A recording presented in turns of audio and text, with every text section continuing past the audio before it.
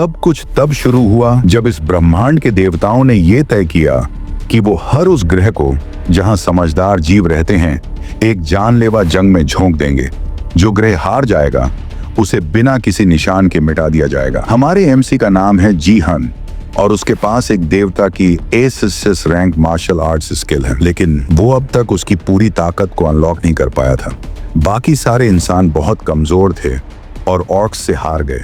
सिर्फ जीहन ही जिंदा बचा, लेकिन अर्थ फिर भी हार गया और उसकी डिलीशन शुरू हो गई। जब पूरा ग्रह गायब हो गया तब भी जीहन बचा रहा, क्योंकि उसकी स्किल ने डिलीशन को रेजिस्ट किया। उसकी ये अनोखी एबिलिटी देवताओं की नजर में आ गई और उन्होंने उसे 1 सेकंड चांस देने का फैसला किया ताकि वो अपनी स्किल का पूरा पोटेंशियल अनलॉक कर सके। साथ ही उसे एक टूटी फूटी सी सिस्टम भी मिली जो उसे दूसरों से कई गुना तेज लेवल अप करने देती थी। उसे एक अचीवमेंट स्टोर भी मिला जहां वो अपने कमाए हुए पॉइंट्स से अनोखे आइटम्स खरीद सकता था और नई एबिलिटीज पा सकता था। जब जीहान की आंख खुलती है तो सबसे पहले उसे एक टीवी स्क्रीन की मफल्ड आवाजें सुनाई देती हैं। वो धीरे धीरे उठता है और याद करने की कोशिश करता है कि आखिर हुआ क्या था। उसे सिस्टम की आखिरी नोटिफिकेशन याद आती है जिसमें लिखा था कि उसे वापस लीग के पहले एंट्री एरा में भेजा जाएगा। वो अपने आसपास नजर दौड़ाता है और तुरंत पहचान जाता है कि वो कहाँ है। वो उसी बिल्डिंग की छत पर है जहां वो 2020 में साउथ कोरिया में रहा करता था।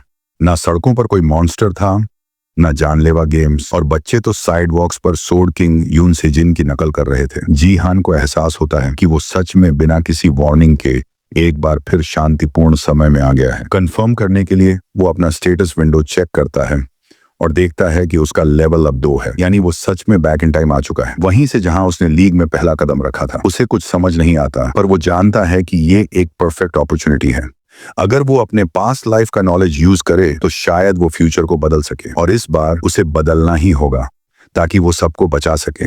उसे गेम का एंड पता है और अब वो हर चीज को बदल देगा। साल 2020 में कोरिया की एक स्ट्रॉन्ग स्टैंडिंग थी। दुनिया के टॉप प्लेयर्स में 11 सबसे बेहतरीन माने जाते थे और उन 11 में से एक जो तीसरी पोजीशन को डिफेंड करता था वही था सोर्ड किंग यून सेजिन, एक ऐसा शख्स जिसकी स्ट्रेंथ इतनी ज्यादा थी कि वो अकेले ही दर्जनों प्लेयर्स को हरा सकता था। उसी की वजह से कोरिया दुनिया के सबसे स्ट्रॉन्ग देशों में से एक बना रहा। वो कोरिया की प्राइड और ट्रेजर था और Battle.net में उसकी पार्टिसिपेशन ने उसे स्ट्रॉन्गेस्ट वॉरियर बना दिया। उसकी वजह से कोरिया नॉर्थ ईस्ट एशिया में हायर रैंक्स बनाए रखने में कामयाब रहा, कम से कम तब तक जब तक जीहान ने जन्म नहीं लिया था। उसी दिन यून सेजिन ने खुद अनाउंस किया कि वो अब अपना नाम रयू हाई रखेगा और जापानीज सिटीजन बन जाएगा। वो जुलाई 2020 का एक आम दिन होना चाहिए था, लेकिन उस दिन कोरियन Battle.net को अब तक का सबसे बड़ा झटका लगा। जीहन हमेशा उस आदमी का चेहरा देखने से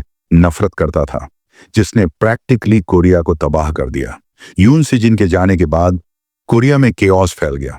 हायर रैंक्स रखने वाला कोरिया अब हार पे हार खाने लगा और लीग की रैंकिंग में गिरता चला गया। लोग बस यही उम्मीद लगाए बैठे थे कि ज्यादा फर्क नहीं पड़ेगा और शायद अब भी कुछ प्रॉमिसिंग यंग प्लेयर्स बच गए हैं जो कोरिया को टॉप 20 में बनाए रख सकते हैं, लेकिन ऐसी हार मानने वाली सोच से तो हारना तय था। यून सेजिन की कमी को कोई पूरा नहीं कर पाया और हालात सिर्फ बद से बदतर होते गए। शायद थोड़ा और वक्त होता तो कुछ किया जा सकता था, लेकिन Battle.net इतना ब्रूटल था कि यह मुमकिन ही नहीं था। जैसे ही स्पेस लीग शुरू हुआ, गेम एक जंग में बदल गया। पहले लोग Battle.net को एक गेम की तरह लेते थे, लेकिन स्पेस लीग में हार का मतलब था असल जिंदगी में मौत। जो देश नीचे गिरते थे वहां मॉन्स्टर्स आ जाते थे और एक तरफा कत्लेआम शुरू हो जाता था। यून सेजिन के जाने के बाद कोरिया भी नीचे गिरा और तबाह हो गया। जो बचे थे उन्होंने एक ही बात दोहराई, अगर सोर्ड किंग रहता तो आज कोरिया का अंजाम कुछ और होता। इतनी ज्यादा अहमियत थी सोर्ड किंग की, और सबसे ज्यादा चौंकाने वाली बात यह थी कि वो जीहान का ब्रदर इन लॉ था। गुस्से में जीहान लिविंग रूम में लगी यून सेजिन की फैमिली पिक्चर तोड़ देता है। वो अब भी नहीं समझ पाता कि उसकी बहन कैसे उस इंसान से प्यार कर सकती थी और कितना कुछ बदल जाता अगर वो आज भी जिंदा होती। अब जब वो अतीत की यादों से बाहर आ गया है तो वक्त है ये सोचने का कि अब करना क्या है। वापस पास्ट में आना तो ग्रेट है, लेकिन इस वक्त उसकी स्टैट्स बहुत पैथेटिक हैं। स्पेस लीग शुरू होने से पहले के जवानी वाले दिनों में जीहन ने अपना सारा वक्त ड्रिंकिंग और गैम्बलिंग में बर्बाद कर दिया था। उसे ये तक नहीं पता था कि उसकी स्किल कितनी इनक्रेडिबल है। गिफ्ट एक ऐसी स्पेशल टैलेंट होती है जो किसी प्लेयर को 18 की उम्र में मिलती है। बहुत कम प्लेयर्स को गिफ्ट मिलती है और जी हान को मिली थी F रैंक गिफ्ट, सबसे घटिया। तो उसने उस स्किल का यूज करके बैटिंग शुरू कर दी, फ्यूचर प्रिडिक्ट करता था और गेम्स में पैसे लगाता था। उसे तब अंदाजा भी नहीं था कि यही स्किल बाद में कितना इंपॉर्टेंट बनने वाला है, क्योंकि ये स्किल अपने आप अवेकन होती है। पर अभी के लिए उसकी स्टैट्स तो बेकार की हैं, जो किसी लेवल 1 प्लेयर की होती हैं। लेकिन ड्रंकन स्टेट में उसने गलती से अल्कोहल समझकर एक एक्सपीरियंस पोटेंट पी ली और वो लेवल अप कर गया। अजीब बात ये थी कि उसके पास काफी सारे अचीवमेंट पॉइंट्स भी थे, जबकि वो तो लीग ज्वाइन करने से पहले कुछ खास नहीं कर पाया था। तो पॉइंट्स कहां से आए? शायद ये सब रिग्रेशन की वजह से हुआ हो। वो अपनी इन्वेंट्री चेक करता है और कुछ ऐसा दिखता है जो उसकी आंखों को इमीडिएटली अट्रैक्ट करता है। एक अचीवमेंट पॉइंट्स एक्सचेंज कूपन, जो उस इंसान के लिए बना था जिसने लास्ट सर्वाइवर होते हुए रिट्राई का ऑप्शन चुना। ये स्पेशली उसके लिए डिजाइन किया गया था और एक एक्स रैंक आइटम था, मतलब बहुत रेयर और पावरफुल। वो उसे तुरंत यूज करता है और अचीवमेंट स्टोर अनलॉक हो जाता है। इस स्टोर में सिर्फ उसी के लिए बनी हुई चीजें मिलती हैं और पॉइंट्स के जरिए इसे अपग्रेड भी किया जा सकता है। जैसे जैसे वो इसे अपग्रेड करेगा, शायद और बेटर ऑप्शंस अनलॉक होंगे। स्टोर में अभी ज्यादा चॉइसेस नहीं हैं, इसलिए वो अपग्रेड करने का निर्णय लेता है। लेवल 2 अपग्रेड कुछ खास नहीं देता, फिर वो लेवल 3 करता है और वो भी बेकार साबित होता है। अब उसके पास सिर्फ 50,000 पॉइंट्स बचे हैं। अगर वो लेवल 4 अपग्रेड करता है तो बस 10,000 बचेंगे। स्टोर लेवल बढ़ाने में हर बार ज्यादा पॉइंट्स लगते हैं, तो अब उसके पास 2 चॉइसेस हैं। एक, जो आइटम्स अभी हैं उन्हें खरीद ले दो, या फिर रिस्क ले और लेवल 4 अपग्रेड कर दे। लेकिन जी हान तो हार्डकोर गैम्बलर है, तो ऑब्वियस है कि वो रिस्क ही लेगा। वो लेवल 4 अपग्रेड कर देता है और जैकपॉट लग जाता है। एक नया आइटम अनलॉक होता है, अर्जेंट रेस्टोरेशन। ये आइटम किसी भी चीज को फॉल्टी से परफेक्ट स्टेट में रिपेयर कर सकता है। यही रीजन है कि वो गैम्बलिंग छोड़ नहीं पाता, बार बार किस्मत चमकती है। अब जब उसके पास एक गॉड टियर एबिलिटी आ गई है, तो अब असली टेस्ट शुरू होगा। वो पेंट हाउस के एक स्पेशल रूम की तरफ बढ़ता है और अपना थंब लगाकर एक खास एरिया अनलॉक करता है। ये रूम है यून सी जिन का प्लेइंग रूम। जी हान ऑलमोस्ट शॉक्ड होता है ये देखकर कि सिस्टम अभी भी उसे फैमिली मेंबर मान रहा है, जबकि असली मालिक अब यहाँ नहीं है। पर जो भी हो, इतनी बड़ी फ्री गिफ्ट पे भला कोई क्या शिकायत करेगा। वो बैटल नेट कनेक्टर की इन्वेंट्री खोलता है और उसे वही मिल जाता है जिसकी उसे तलाश थी। एक आइटम, डोंगफांग शोज स्पॉइल्ड ब्रश। ये ए रैंक आइटम है और इन्वेंट्री भी इसे यूजलेस बता रही है। लेकिन जी हान के पास अब है अर्जेंट रेस्टोरेशन टूल। उसकी मदद से वो उस टूटी हुई ब्रश को रिपेयर कर देता है और उसे उसी पावरफुल फॉर्म में बदल देता है जिसकी उसे जरूरत थी। अब वो ए रैंक स्पॉइल्ड ब्रश बन चुकी है एक SS रैंक आइटम, जो मार्शल गॉड से जुड़ी हुई है। लेकिन जी हान अपने इस मास्टरपीस को एडमायर कर भी नहीं पाता कि तभी एक नोटिफिकेशन आ जाता है। गैंगनम ब्रॉन्ज लीग का ट्यूटोरियल शुरू होने वाला है और सिर्फ 10 सेकंड बाकी हैं। उसे तुरंत अरीना में समन किया जाएगा और उसके पास टाइम बिल्कुल नहीं है। वो फौरन अपना स्टेटस विंडो बुलाता है और ब्रश से अपने स्टेट्स को मैनिपुलेट करता है। असल में जो एबिलिटी उसे पहले के टाइमलाइन में दुनिया का नंबर 7 खिलाड़ी बनाने में काम आई थी, वही एबिलिटी उसे आज फिर बचाने वाली है। वो एबिलिटी थी मार्शल पावर, एक ऐसी यूनिक स्टैट जो स्ट्रेंथ, एजिलिटी और HP को मिलाकर एक सिंगल फोर्स में बदल देती है।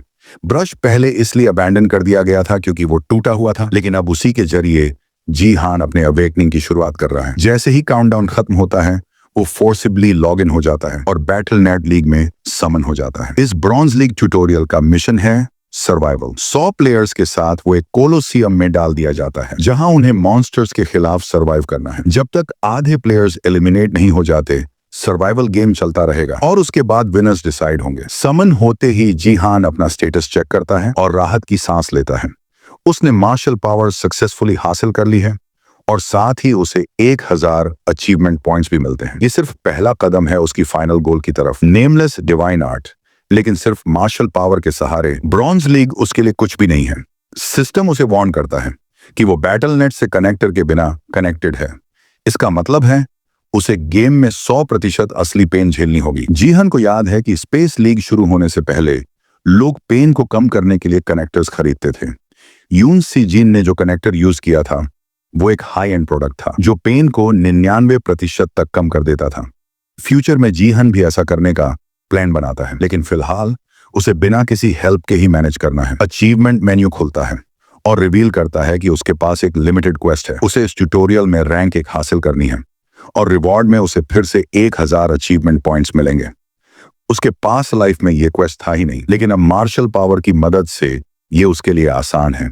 गेम शुरू होता है और नोटिफिकेशन मिलते ही कोई अचानक पीछे से जीहन पर तलवार लेकर झपट पड़ता है। वो अटैकर क्लियरली एक न्यूबी को ऑफ गार्ड पकड़कर फ्री किल लेने आया था, लेकिन हैरानी तब होती है जब जीहान सिर्फ 2 उंगलियों से उसका हमला रोक लेता है।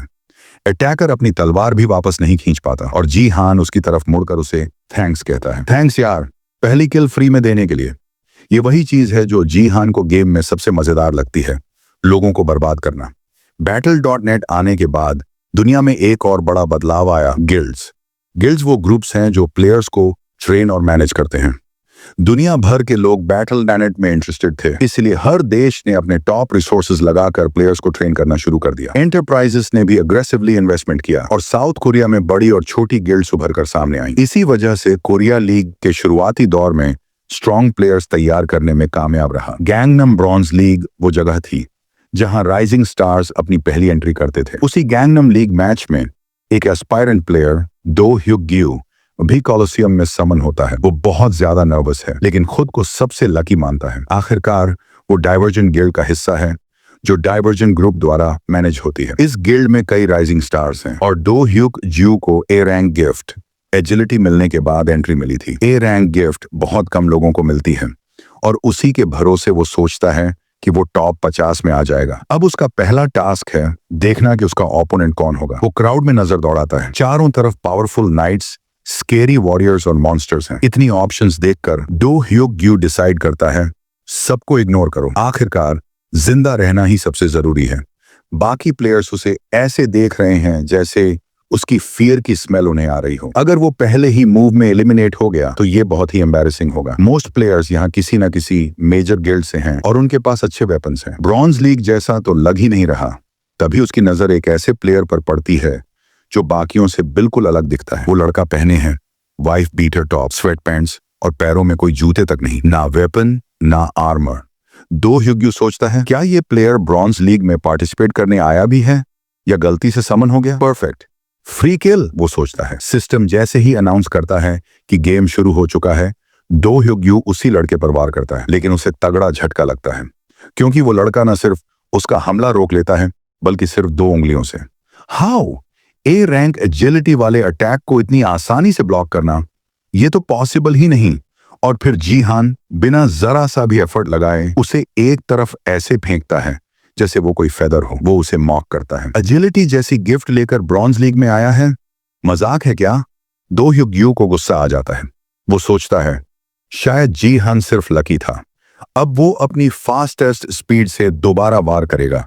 वो जीहान की गर्दन की तरफ दौड़ता है पूरी ताकत से, लेकिन जीहान एकदम से नीचे झुककर वो वार डॉज कर देता है। फिर दूसरा हमला, फिर तीसरा, फिर चौथा। हर अटैक जीहान बड़ी आसानी से डॉज करता है, लेकिन इसका मतलब ये नहीं कि वो एंजॉय कर रहा है।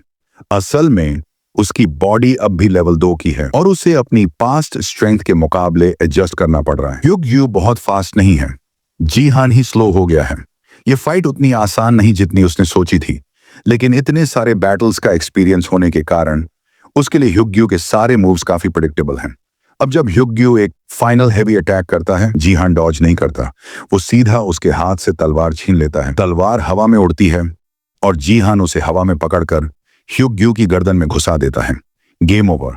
ह्युग्यू जमीन पर गिरता है और उसकी बॉडी फेड होने लगती है। मरते मरते वो कहता है नेक्स्ट टाइम मैं जीतूंगा। जीहान बस गहरी सांस लेता है और सोचता है क्या दुनिया सच में इतनी पीसफुल है कि लोग मरने के बाद भी नेक्स्ट बैटल की बात करते हैं। सिस्टम पॉपअप आता है। पहली मार हासिल हुई, 100 उपलब्धि बिंदु जोड़े गए, लेकिन क्योंकि ह्युग्यू मर गया तलवार भी गायब हो जाती है।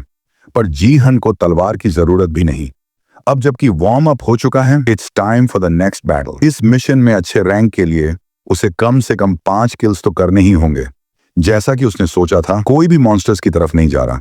Battle.net में सिर्फ प्लेयर्स ही नहीं, मॉन्स्टर्स भी होते हैं, लेकिन एक मॉन्स्टर किल सिर्फ 0.1 प्लेयर किल के बराबर होती है। मतलब एक प्लेयर किल के लिए 10 मॉन्स्टर्स मारने पड़ते हैं। इसीलिए ज्यादातर लोग मॉन्स्टर्स को अवॉइड करते हैं, खास तौर पर जब वो ऑर्क्स हों। लेकिन सिस्टम को स्टूपिडिटी पसंद है शायद, क्योंकि अब जीहान को नया क्वेस्ट मिलता है, kill all 30 orcs in the Colosseum. Monster hunting ज्यादा एफिशिएंट तो नहीं है, लेकिन इस क्वेस्ट का रिवॉर्ड है 500 अचीवमेंट पॉइंट्स, यानी फर्स्ट किल के रिवॉर्ड से 5 गुना ज्यादा। अब अगर इतना फायदा मिल रहा है तो जीहान को ऑर्क्स से लड़ने से कोई रीजन नहीं दिखता। वैसे भी ये जो बेसिक एनपीसी मॉन्स्टर्स हैं वो असली ऑर्क्स के सामने कुछ भी नहीं, तो जीहान को कोई बड़ी प्रॉब्लम नहीं होनी चाहिए।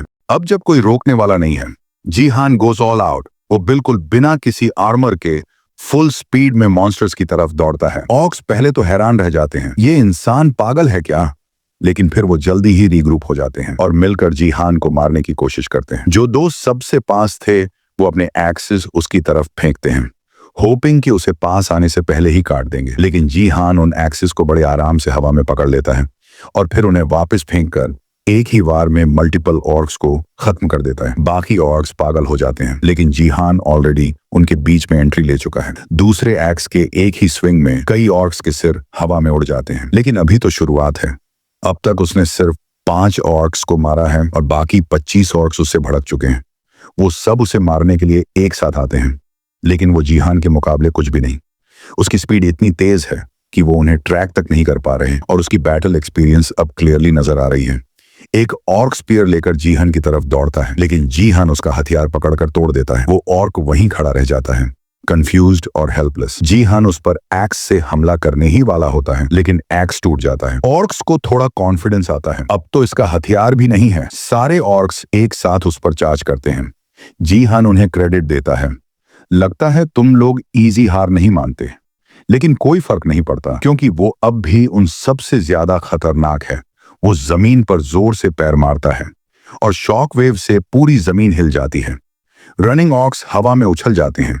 फिर जीहान हवा में जंप करता है और ऑक्स के हाथ से छूटे वेपन्स पकड़ लेता है। अगला सेकंड और वो पूरे क्राउड में दौड़ता हुआ निकलता है, slicing through orcs like butter. Slaughter चलता रहता है और आखिर में सिर्फ एक ऑक बचता है। वो भी इतना डर चुका है कि हिल भी नहीं पा रहा। उसे अब समझ आता है कि जीहान कोई इंसान नहीं, खुद एक मॉन्स्टर है। और बस जीहान आखिरी ऑक को भी खत्म कर देता है। Quest complete. सिस्टम उसे 500 अचीवमेंट पॉइंट्स दे देता है और उसका लेवल भी अप हो जाता है। मिड गेम लेवल अप बहुत रेयर होता है क्योंकि नॉर्मली एक्सपी एंड में मिलती है। शायद ये इसलिए हुआ क्योंकि वो अभी लोअर लेवल पर है। जो भी रीजन हो, जीहान खुश है। वो तुरंत अपने स्टैट्स में इन्वेस्ट करता है। प्रायोरिटी सिर्फ मार्शल पावर को, क्योंकि मार्शल पावर 3 स्टैट्स को कंबाइन करता है, स्ट्रेंथ, एजिलिटी और एचपी। बाकी लोग इन स्टैट्स को अलग अलग लेवल अप करते हैं, लेकिन मार्शल पावर का एक लेवल अलोन उनका डबल इम्पैक्ट देता है। और एक और रीजन है कि ये स्टैट जीहान के लिए खास है, क्योंकि जब मार्शल पावर लेवल 30 पर पहुंचेगा तब उसे मिलेगा access to the unnamed divine arts. लेकिन मार्शल पावर की सबसे बड़ी वीकनेस है, इसे बढ़ाना आसान नहीं होता। नॉर्मली इसे बढ़ाने के लिए चाहिए बैटल एक्सपीरियंस और ट्रेनिंग, और स्टैट्स सिर्फ मैक्सिमम ग्रोथ बढ़ाते हैं। लेकिन इस बार मार्शल पावर का एक्चुअल लेवल बढ़ गया है। जीहन को नहीं पता ये कैसे हुआ, लेकिन अगर इसी तरह बढ़ता रहा तो वो वाकई में दुनिया का सबसे ताकतवर खिलाड़ी बन सकता है। अब टाइम वेस्ट करने का कोई मतलब नहीं, ये अभी भी बैटलफील्ड है। वो अपने स्टैट्स देख ही रहा होता है कि अचानक एक एरो उसकी तरफ आता है। वो उसे आराम से डॉज कर लेता है। अटैक प्रिडिक्ट कर लिया। अटैक करने वाले हैं एक आर्चर और वॉरियर की जोड़ी। दोनों के आउटफिट्स पर टर्टल गिल्ड का लोगो है, कोरिया की टॉप 10 गिल्ड्स में से एक। गर्ल अपने पार्टनर से कहती है, जल्दी निपटा दो, डिनर पे चलेंगे। दोनों के चेहरों पर कॉन्फिडेंट स्माइल है, मानो जीहान कोई आसान टारगेट हो। वैसे टीम अप अलाउड है क्योंकि ये पीवीपी मैच है, पर कोई टीम रूल नहीं है। प्रॉब्लम यह है कि ये ड्यूओ एकदम परफेक्ट कॉम्बो है, एक लॉन्ग रेंज आर्चर और एक close range warrior. System notification देता है only 60 survivors left, tutorial about to end. अब जीहान को बस इन दोनों से बचना है और वो सर्वाइव कर जाएगा। लेकिन अगर ये दोनों उसे मारने ही आए हैं तो क्लियरली उसे अंडर एस्टिमेट कर रहे हैं। वॉरियर अपनी पार्टनर से मजाक करता है, अगर मैं इसको मार दूं तो डिनर पे चलोगी? जीहन स्कोरबोर्ड देखता है, वो बेयरली फर्स्ट प्लेस पर है विद 4 किल्स। अगर ये दोनों भी मारे गए तो उसकी रैंक कंफर्म हो जाएगी। सो ही मेक्स हिज मूव। पहले आर्चर पर अटैक करता है। वो अभी फ्लर्ट में बिजी होती है और जीहान उसे वहीं खत्म कर देता है। अब उसकी मार्शल पावर है स्तर 6 पर, तो कोई उसे रोक नहीं सकता। वॉरियर स्टन्ड है इतनी आसानी से, लेकिन उसे सोचने का भी मौका नहीं मिलता। जीहन पीछे से आता है और उसकी बैक में सोड घुसा देता है, लेकिन वॉरियर की थिक बी रैंक आर्मर उसे बचा लेती है। वो सोचता है, इस घटिया सोड से ये मुझे कुछ नहीं कर पाएगा। लेकिन जीहान बार बार उसी स्पॉट पर स्ट्राइक करता है। कंटिन्यूअस अटैक से आर्मर में होल बन जाता है और बस एक फाइनल स्ट्राइक और वॉरियर भी खत्म। सीन शिफ्ट होता है। एक डिम लिट ऑफिस में एक वुमन बैठी है, ली हिएयोन, डाइवर्जेंट गिल्ड की human resources head, 3rd division. वो जीहान की फाइट का रिप्ले देख रही है और हाथ में चाय का कप है। वो सोचती है, अच्छा हुआ जीहान, मेरी बॉडीगार्ड लिम गायंग के पास समन नहीं हुआ। लिम गायंग भी उसी मैच में थी और उसने दूसरे रैंक हासिल की। हायोन उससे कहती है, उस लड़के से दूर रहो, वो खतरनाक है। लेकिन गायंग जीहान का चेहरा देखती है और सोचती है, मैंने इसे कहीं देखा है। लिम गायंग खुद पोजेस करती है S रैंक गिफ्ट। वो डाइवर्जेंट गिल्ड की राइजिंग स्टार है और उसकी परफॉर्मेंस एक्सपेक्टेशंस पर खरी उतरी। उसे सबने 1st रैंक के लिए एक्सपेक्ट किया था, लेकिन जीहान की एंट्री ने सारा गेम पलट दिया। टर्टल गिल्ड के स्काउट्स भी शॉक में हैं। ये बंदा सिर्फ लेवल 2 पर बिना गियर, बिना अफिलिएशन 6 किल्स कैसे कर गया? वाइफ बीटर, स्वेट पैंट्स और नो वेपन्स, फिर भी रैंक 1। पूरी दुनिया के प्लेयर्स अब उससे सवाल पूछने लगे हैं। मीनवाइल जीहान आराम से अपने लिविंग रूम में बैठा है और अपने ब्रॉन्ज लीग ट्यूटोरियल के रिवॉर्ड्स चेक कर रहा है। उसे मिला है 50% एक्सपी बूस्ट, जिससे उसका लेवल 3 से सीधा लेवल 6 हो गया। उसे कोई जीपी नहीं मिला, लेकिन स्टेट्स के लिए पॉइंट्स जरूर मिले और वो सब डाल देता है मार्शल पावर में। अब उसकी मार्शल पावर है 9वां स्तर। उसे एक निकनेम भी मिला, ट्यूटोरियल कॉन्क्वेरर। इससे हर स्टेट में एक अतिरिक्त पॉइंट और 20% अतिरिक्त एक्सपी। निकनेम सिर्फ ब्रॉन्ज लीग तक लिमिटेड है, लेकिन अभी भी ये बहुत अच्छा है। अब उसकी मार्शल पावर लेवल 10 है। वो ब्रॉन्ज लीग में अब पूरी तरह ओवरपावर्ड है। सिल्वर लीग में प्रमोशन तब संभव होगा जब वो लेवल 25 पर पहुंचेगा। तब तक उसका काम है बस लगातार और ताकतवर बनना। पर रिवॉर्ड्स यहीं खत्म नहीं हुए। लेवल 5 पर पहुंचने के बाद उसे मिलता है एक्सेस टू क्लास एडवांसमेंट। अब वो कोई क्लास चुन सकता है, वॉरियर, अर्चर, मेज या सपोर्ट। लास्ट लाइफ में उसने वॉरियर क्लास ली थी और उसे उसकी पूरी नॉलेज है। लेकिन अचीवमेंट स्टोर में एक ऑप्शन है, बाय एक्स्ट्रा क्लास स्लॉट। अगर वो अभी कोई और क्लास ले ले तो बाद में 10,000 अचीवमेंट पॉइंट्स देकर वॉरियर भी ले सकता है। अब उसे कोई रश नहीं है। वो कामली क्लास मेन्यू देखता है और उसके फिंगर हवर करने लगते हैं और फिर वो अपनी क्लास चुनता है। बाद में उसे फिर से ब्रॉन्ज लीग के गैंगनाम एरिया में समन किया जाता है, इस बार एक नई मिशन के लिए। इस बार की मिशन है डिफेंस और पूरा एरिया हजारों ज़ॉम्बीज से भरा हुआ है जो एक दूसरे के ऊपर चढ़े जा रहे हैं।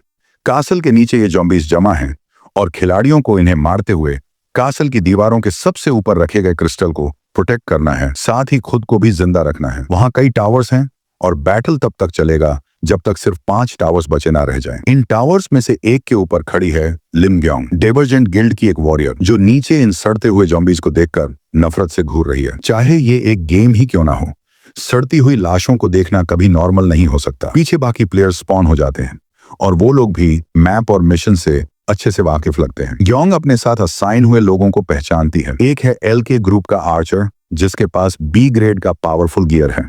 दूसरा है एक मेज, जो किसी गिल्ड से एफिलिएटेड तो नहीं लगता, लेकिन उसकी इक्विपमेंट इंप्रेसिव है और वो इस लेवल के हिसाब से काफी अच्छा दिख रहा है। ये दोनों अच्छे टीममेट्स लगते हैं, लेकिन इस मिशन में सबसे इंपॉर्टेंट होता है सपोर्ट, क्योंकि डिफेंस एक लॉन्ग ड्यूरेशन फाइट है और सपोर्ट ही वो रोल होता है जो पूरी टीम की सर्वाइवल की गारंटी देता है। सपोर्ट को लास्ट में समन किया जाता है और जैसे ही लाइट क्लियर होती है, ग्योंग हैरान रह जाती है जब वो देखती है कि उनकी टीम का सपोर्ट है सेओंग जी हान, और पिछली बार की तरह ही उसका गियर भी काफी यूनिक है। एक सिंपल सा ट्रैक सूट और हाथ में एक मेटल पाइप। वाह, ट्रूली सबसे पावरफुल गियर। इससे 20 मिनट पहले जी हान ने यह डिसाइड किया था कि वो सपोर्ट क्लास चुनेगा। सिस्टम ने उसे वार्न भी किया था कि यह क्लास उससे कंपैटिबल नहीं है। फिर भी जी हान ने यह क्लास सिर्फ इसलिए ली क्योंकि इससे अनलॉक होती है एक नई एबिलिटी, डिवाइन पावर। ये डिवाइन पावर उसे डेस्परेटली चाहिए क्योंकि इससे वो एक और यूनिक स्टैट ग्रो कर सकता है। लेकिन ये एबिलिटी इतनी इजीली ट्रेन नहीं की जा सकती जैसे दूसरी स्टैट्स होती हैं। इसे बढ़ाने का एक ही तरीका है, एक्स्ट्रा पॉइंट्स डालना। लेकिन जीहान ऐसा नहीं करना चाहता। वो अपना सब कुछ मार्शल पावर स्टैट में इन्वेस्ट कर रहा है ताकि उसे जल्दी नेमलेस डिवाइन आर्ट्स मिल जाए। वो अपने कीमती पॉइंट्स किसी और चीज पे वेस्ट नहीं करेगा। तो फिर उसने सपोर्ट क्लास ली ही क्यों? क्योंकि उसे एक सीक्रेट मेथड पता है जिससे डिवाइन पावर को एनहांस किया जा सकता है। एक ऐसा मेथड जो ज्यादातर लोगों को पता ही नहीं, और उस सीक्रेट का कनेक्शन है उसके चमचमाते नए पाइप से। बाकी प्लेयर्स भी उतने ही शॉक्ड हैं जीहान को सपोर्ट के रूप में देखकर जितनी ग्योंग थी। खासकर मेज, जो अपनी इरिटेशन बिल्कुल छुपाता नहीं है और जी हान की वियर्ड आउटफिट और गियर पर सीधा कमेंट करता है। वो चिल्ला के कहता है, तुमने बेटर गियर क्यों नहीं लिया, और अपनी गियर की कीमत भी जोर जोर से बताता है, जैसे जी हान का बुरा गियर लेना उसकी बेवकूफी हो। आर्चर ट्राइज टू काम हिम डाउन, लेकिन मेज कुछ सुनना नहीं चाहता। वो जी हान को फिल्थी बुलाता है और ओपनली डिक्लेयर कर देता है, मैं ऐसे प्लेयर के साथ गेम नहीं खेलना चाहता। ग्योंग आंखें बंद कर लेती है और सोचती है, क्या बुरी किस्मत है मेरी, ट्रोल के साथ टीम अप करना पड़ा। लेकिन तभी मेज की चीख सुनाई देती है। जी हान ने उसे कॉलर से पकड़ लिया है और एक टॉय की तरह हवा में उठा रखा है, फिर बिना कुछ सोचे उसे टावर से नीचे फेंक देता है, सीधा उन भूखे ज़ॉम्बीज की तरफ। जो बंदा अभी तक चिल्ला रहा था कि उसे जी हान के साथ नहीं खेलना, तो जी हान ने उसकी बात मान ली और उसे खुद गेम से निकाल दिया। मेज रिस्पॉन्ड करता है और जैसे ही वापस आता है जी हान के सामने गिड़गिड़ाने लगता है। वो प्रॉमिस करता है कि अब वो टीम के लिए पूरा डेडिकेशन से खेलेगा। उसका नाम है किम ग्यू ह्योक और उसकी ये ड्रामेटिक चेंज का कारण है जी हान की डिसिप्लिनरी टेक्निक। ब्रॉन्ज लीग में हर प्लेयर को 3 जिंदगियां मिलती हैं। ग्यू ह्योक जैसे ही दोबारा स्पॉन होता है, जी हान उसे फिर से उठाकर फेंक देता है टावर से नीचे। अब उसके पास सिर्फ एक लाइफ बची है और अगर वो एक बार और मरा तो गेम से बाहर और सीधे लास्ट प्लेस। वो जी हान से माफी मांगता है क्योंकि उसे अपनी लेवल बचानी है, क्योंकि अगर उसका लेवल गिरता है तो वो सारी स्किल्स जो उसने पैसे देकर खरीदी हैं खत्म हो जाएंगी, क्योंकि अगर लेवल स्किल के रिक्वायरमेंट से कम हुआ तो सिस्टम उसे ऑटो डिलीट कर देता है। जी हान थोड़ा शॉक्ड है, इतनी जल्दी इस बंदे की पर्सनैलिटी कैसे बदल गई। अभी कुछ देर पहले ये रिस्पॉन्ड होते ही अटैक करने को रेडी था, अब कहता है, मैं लेवल 15 का फायर मैच हूं और अनडेड पर बहुत प्रभावी हूं, मुझे अपनी टीम में रखो। किसी और टीम के लिए वो एक वैल्यूएबल एसेट होता। लेकिन ग्यू ह्योक की ये नॉन स्टॉप चैटिंग जी हान को उसकी असली रियलिटी याद दिला देती है। वो कभी कोरिया के 10 महान गिल्ड्स में से एक में था, रिस्पेक्ट मिला करता था, लेकिन 4 बार सिल्वर लीग प्रमोशंस में फेल हुआ। अब बस लड़ाई झगड़ा करता फिरता है, साफ है लूजर बन चुका है। फिर भी ग्यू ह्यूक अपनी तारीफें गाता रहता है और फाइनली एक कंडीशन रखता है, जी हान को पर्सनली माफी मांगनी होगी 2 बार मारने के लिए। आर्चर समझाता है कि सब मिलके खेलें, लेकिन अंदर ही अंदर ग्यू ह्यूक अभी भी नाराज है। लेकिन उसको अपनी इंटरनल रिवेंज स्पीच पूरी करने का भी मौका नहीं मिलता, क्योंकि जी हान उसे फिर से कॉलर से पकड़कर आखिरी बार फेंक देता है कासल की दीवार से नीचे, सिर्फ इसलिए कि उसने माफी मांगने को कहा, और बस उनका मेज चला जाता है। अब टीम में एक बंदा कम है। उधर ज़ॉम्बीज लगातार ऊपर चढ़ते जा रहे हैं। पास वाली टीम के पास भी एक फायर मेज है जो बहुत एफिशिएंटली ज़ॉम्बीज को खत्म कर रहा है। इसलिए उनकी टीम को भी एक मेज की जरूरत थी और आर्चर जीहान को डांटता है कि उसने उस मेज के साथ एडजस्ट क्यों नहीं किया। लेकिन जीहान बिल्कुल अनफेज्ड रहता है। वो अपनी स्टेटस विंडो खोलता है और चेक करता है अपनी लेटेस्ट लिमिटेड क्वेस्ट। इस क्वेस्ट का एक लिंक्ड क्वेस्ट भी है जिसमें उसे 10 टावर मिशन में फर्स्ट प्लेस लाना है और साथ ही साथ 1000 ज़ॉम्बीज खुद से किल करने हैं ताकि उसे 4000 अचीवमेंट पॉइंट्स मिल सकें। अब इतने कम टाइम में 1000 ज़ॉम्बी मारना मुश्किल तो है, लेकिन जीहान 3000 पॉइंट्स लूज नहीं करना चाहता। लेम ग्योंग दूर से खड़ी देख रही है जीहान की सोच में डूबी आंखों को, और वो ये भी छुपाती नहीं कि वो उसे कितना जज कर रही है। अब तक जीहान ने वही किया है जो उसे सही लगा, और भले ही उसकी स्पेक्स काफी इंप्रेसिव हों, वो अब भी एक सपोर्ट क्लास का प्लेयर है। ग्योंग की नजर में अभी तक ऐसा कुछ भी नहीं हुआ जिससे लगे कि उसे डाइवर्जेंट गिल्ड में लाने की जरूरत है। लेकिन आर्चर ग्योंग जितना शांत नहीं है। वो लगातार जीहान पर चिल्लाता जा रहा है और आखिरकार जीहान उसकी बातें सुन ही लेता है। आर्चर गुस्से में बोलता है, अगर तू ऐसे ही एटीट्यूड दिखाता रहा तो अकेला ही खेल ले, हमसे कोई हेल्प मत मांगना। सरप्राइजिंगली जीहान को यह सुनकर खुशी होती है। उसे लगता है अगर सब उसे अकेला छोड़ दें तो वो खुद ही सारे ज़ॉम्बीज को खत्म कर सकता है। ग्योंग थोड़ी फ्रस्ट्रेटेड होकर कहती है, तू मेरे पीछे रह, मैं सामने से संभाल लूंगी। उसे लग रहा है कि ये गेम तो वैसे भी हार ही चुके हैं, लेकिन कम से कम वो एक प्लेयर होने के नाते रिस्पॉन्सिबिलिटी तो ले ही सकती है। लेकिन जीहान जवाब देता है, डोंट वरी, मैं सामने की सारी लाइन लूंगा, तुम दोनों एक दूसरे को कवर करना। और तभी एक ब्लड ज़ॉम्बी टावर की छत तक पहुंच जाता है। ये ज़ॉम्बी बाकियों से अलग है, ज्यादा तेज और खतरनाक। उसका सिर लिक्विड से बना हुआ है, यानी उस पर फिजिकल अटैक्स काम नहीं करते, मतलब थियोरेटिकली नहीं करते। जीहान के लिए तो रूल्स का कोई मतलब नहीं है। ज़ॉम्बी ऊपर कूदता है, जीहान अपना स्पीयर रेडी करता है और एक क्लीन स्ट्राइक में उसका सिर चकनाचूर कर देता है। ग्योंग नोटिस करती है जलती हुई ज़ॉम्बी फ्लैश के टुकड़ों को देखकर कि जी हान के पास शायद डिवाइन पावर है। और जैसे जैसे और ज़ॉम्बीज टावर की ओर बढ़ते हैं, जी हान स्टाफ से एक एक को मारता जाता है। अब तक वो 100 में से सिर्फ 6 ज़ॉम्बीज ही मारा है। उसे अभी बहुत आगे जाना है, पर वो बिना थके सबको अकेले ही संभाल रहा है। जब वो 2 दर्जन से ज्यादा ज़ॉम्बीज मार देता है, तब उसे एहसास होता है कि ब्लड ज़ॉम्बीज उसके लिए सबसे बड़ी प्रॉब्लम होंगे। उन पर फिजिकल अटैक्स काम नहीं करते, तो जी हान अपने अंदर से थोड़ी सी डिवाइन पावर रिलीज करता है और सब ब्लड ज़ॉम्बीज एक साथ मारे जाते हैं। अब आर्चर की नजर में जी हान की इमेज पूरी तरह बदल चुकी है। अब वो मान चुका है कि जी हान चाहे रूड हो, पर वो सच में प्रो है। ग्योंग इतनी स्टन्ड है कि कुछ कह ही नहीं पाती। वो जी हान को ऑ में देख रही है। जिस तरह से वो डिवाइन पावर को कंट्रोल कर रहा है बिना वेस्ट किए, वो काबिल ए तारीफा है। उसका फोकस, प्रिसीजन और हर ज़ॉम्बी के सिर पे एग्जैक्ट हिट करना, सब कुछ माइंड ब्लोइंग है। कुछ ही मिनटों में जी हान 200 से ज्यादा ज़ॉम्बीज मार देता है और उसी के साथ एक हिडन कंडीशन अनलॉक होती है, अदरवर्ल्ड्स फेथ। इससे उसकी डिवाइन पावर लेवल 6 से बढ़कर लेवल 7 हो जाती है। ये है उसका वो दूसरा तरीका जिससे वो डिवाइन पावर बढ़ा रहा है। वो सेक्रेड ऑब्जेक्ट्स की मदद से डिवाइन पावर बढ़ा सकता है। 2010 में जब अर्थ की ट्यूटोरियल शुरू हुई थी, तब सेक्रेड आइटम्स को बहुत हाई प्राइस पर खरीदा बेचा जाता था, क्योंकि कहा जाता था कि उनमें सीक्रेट्स छुपे हैं। लेकिन 10 साल तक कुछ भी रिवील नहीं हुआ और उनकी वैल्यू गिरती चली गई। अदर वर्ल्डली डिवाइन आइटम्स भी यूजलेस माने गए और ज्यादातर लोगों को तो उनके एग्जिस्टेंस तक का पता नहीं था।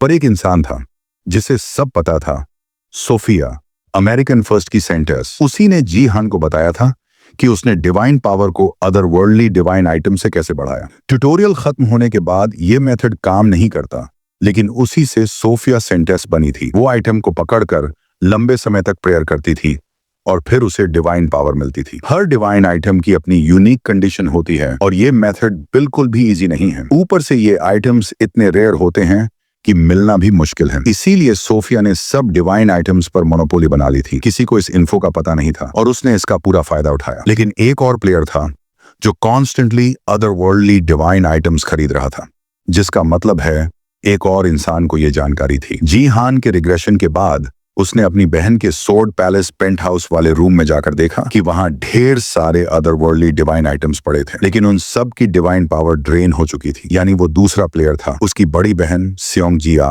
वो और सोर्ड किंग यून से जन दोनों ही साउथ कोरिया के बेस्ट वॉरियर्स थे और जिया थी साउथ कोरिया की सबसे बेस्ट सपोर्ट, एक हीरो। उसकी मौत की कहानी बिल्कुल अलग है, लेकिन फिलहाल जी हान को एक स्टील पोल मिलता है जो अब ई रैंक से गिरकर F रैंक बन चुका है। आइटम की डिस्क्रिप्शन कहती है परफेक्ट फॉर ज़ॉम्बी स्कल्स तोड़ने के लिए। अब इसमें डिवाइन पावर तो नहीं बची, लेकिन ये अब भी स्ट्रांग है, यानी टफ वेपन है। ग्योंग अब भी उसके फिजिक और कंट्रोल को देखकर हैरान है। आर्चर एक और टावर के गिरने की नोटिस करता है, लेकिन एक्साइटमेंट में उसे पता ही नहीं चलता कि एक ज़ॉम्बी उसकी तरफ चुपके से आ रहा है। ग्योंग फौरन अपनी तलवार निकालती है और ज़ॉम्बी को काट गिराती है। उसके स्टैंस और तलवार चलाने के तरीके से जी हान तुरंत पहचान जाता है, वो है प्लम ब्लॉसम सोर्ड लिम ग्योंग। वो फेमस थी इंटरिम सोर्ड किंग बनने के लिए, लेकिन जी हान की पिछली जिंदगी में उसका एंड बहुत अच्छा नहीं हुआ। सोर्ड किंग रियू हाई के हाथों उसकी मौत हो गई थी। मतलब इस नए जीवन में जी हान ने बहुत इंपॉर्टेंट बंदे से जल्दी मुलाकात कर ली है। अब ग्योंग जी हान से कहती है, क्या मैं तुम्हारे साथ मिलकर फाइट कर सकती हूँ? साथ में खेलेंगे तो हायर रैंक भी ला सकते हैं। जी हान अपनी स्टेटस विंडो चेक करता है और देखता है अभी उनकी टीम 5वें स्थान पर है। समय भी बहुत कम बचा है और यात्रा अब भी लंबी है। अगर ग्योंग अकेले भी खेले तो भी वो हैंडल कर सकती है, लेकिन जी हान की क्वेस्ट है कि उसे फर्स्ट प्लेस हासिल करना है। वो डिसाइड करता है कि ज़ॉम्बीज को टावर पे चढ़ने देना ग्योंग और आर्चर को सौंप देगा और खुद टावर से कूद जाता है, इससे पहले कि कोई कुछ समझे। फॉल करते वक्त वो अपनी सारी डिवाइन पावर को स्टाफ में कॉन्सेंट्रेट करता है और ग्राउंड पे जोर से मारता है। एक मैसिव एक्सप्लोजन होता है और सारे ज़ॉम्बीज उड़ जाते हैं। जी हान की इस जबरदस्त मूव से उनकी टीम मिशन में फर्स्ट प्लेस ले आती है। वो लास्ट सर्वाइवर्स बनते हैं और जी हान अपनी लिमिटेड क्वेस्ट पूरी कर लेता है, लेकिन वो 1000 ज़ॉम्बीज अकेले किल करने वाला लिंक्ड क्वेस्ट नहीं कंप्लीट कर पाया। गेम खत्म हो जाता है और जी हान टेलीपोर्ट होकर घर वापस जाने की तैयारी करता है, लेकिन जाने से पहले वो टीममेट्स उससे मिलने आते हैं, उसे कंग्रेचुलेट करते हैं। सब मानते हैं कि जी हान ने सबको कैरी किया और MVP बनकर उभरा। आर्चर तो इतना इम्प्रेस्ड है कि वो फिर से जी हान के साथ खेलना चाहता है, लेकिन जब आर्चर एक्साइटमेंट में जी हान की तारीफ कर रहा होता है, ग्योंग बस खड़ी रहती है उस इंसेन डैमेज को देखकर जो एक सपोर्ट ने किया जबकि वो लेवल में उससे नीचे है, उसे लगता है ये तो कोई बग होना चाहिए। वो अपनी हैरानी छुपा ही नहीं पाती। आर्चर लॉग आउट कर जाता है ग्योंग और जीहान को अकेला छोड़कर। ग्योंग इस मौके का फायदा उठाती है और जीहान के पास आती है। वो उसे नाम से बुलाती है और जीहान थोड़ी देर के लिए सरप्राइज्ड हो जाता है। अब तक उन्हें मिलना नहीं चाहिए था, लेकिन ग्योंग को फर्क नहीं पड़ता। जीहान के पिछले मिशंस में जो पोटेंशियल और अचीवमेंट्स दिखे हैं, ग्योंग को साफ समझ आ गया है ये आदमी डाइवर्जेंट गिल्ड के लिए बहुत इंपॉर्टेंट है। वो खुद भी डाइवर्जेंट गिल्ड की मेंबर है और अब उसका काम है जीहान को रिक्रूट करना। लेकिन उसे देखते हुए वो गलती से उसका फोन नंबर मांग बैठती है। उसी पल उसका काम एक्सप्रेशन बदलकर फुल पैनिक में चला जाता है। उसे एहसास होता है कि उसने बहुत सारे स्टेप्स स्किप कर दिए। फर्स्ट कॉन्वर्सेशन में ही नंबर मांग लेना। अब उसे जल्दी से सफाई देनी चाहिए वरना जीहान कुछ गलत ना समझ ले। लेकिन उससे पहले ही जीहान हल्के से मुस्कुराकर कहता है, सॉरी, मुझे अभी अपना फोन नंबर याद नहीं है। फिर वो स्टेटस विंडो ओपन करता है और एक क्विक गुड बाय के साथ लॉग आउट कर जाता है, इससे पहले कि ग्योंग कुछ कह पाए। ग्योंग कुछ देर सोचती है, भला कोई अपना फोन नंबर भी भूल सकता है क्या? फिर उसे एहसास होता है शायद उसे अभी अभी रिजेक्ट कर दिया गया है। दूसरी तरफ असल दुनिया में जीहान सच में अपना पुराना नंबर भूल चुका है। अपनी पिछली जिंदगी में वो मोस्टली अमेरिकन नंबर यूज करता था और अब जब उसने दोबारा जन्म लिया है तो उसे अपना कोरियन नंबर याद रखने का टाइम ही नहीं मिला। अब वो दूसरों से ये तो पूछ नहीं सकता कि उसका खुद का नंबर क्या है, इसलिए वो फिलहाल ये सब थॉट्स पॉज कर देता है। अब ज्यादा इंपॉर्टेंट बात ये है, उसे रिक्रूट किया जा रहा है। लगता है उसने हाल फिलहाल में जितना शो ऑफ किया है उसकी वजह से वो काफी ज्यादा अटेंशन ग्रैब कर चुका है। अब सोचता है उसे शायद उसका नंबर मांग लेना चाहिए था, पर फिलहाल मेरा फोकस किसी गिल्ड में ज्वाइन करने पर नहीं है। अभी उसका असली मकसद है क्वेस्ट से मैक्सिमम रिवॉर्ड्स हासिल करना। लेवल 2 बढ़ गया है और 1500 ग्राम प्रोटीन भी मिल गए, पर उससे होली आइटम्स नहीं खरीदे जा सकते। हाँ, डिवाइन आइटम्स की प्राइस इस टाइम में सस्ती है, पर फिर भी उसके लिए वो बहुत महंगे हैं। तो फिलहाल उसे वापस घर जाकर अपनी बहन के स्टोरेज को फिर से खंगालना होगा। घर पहुंचते ही वो देखता है कि दरवाजे के पास किसी और की शूज रखी हैं।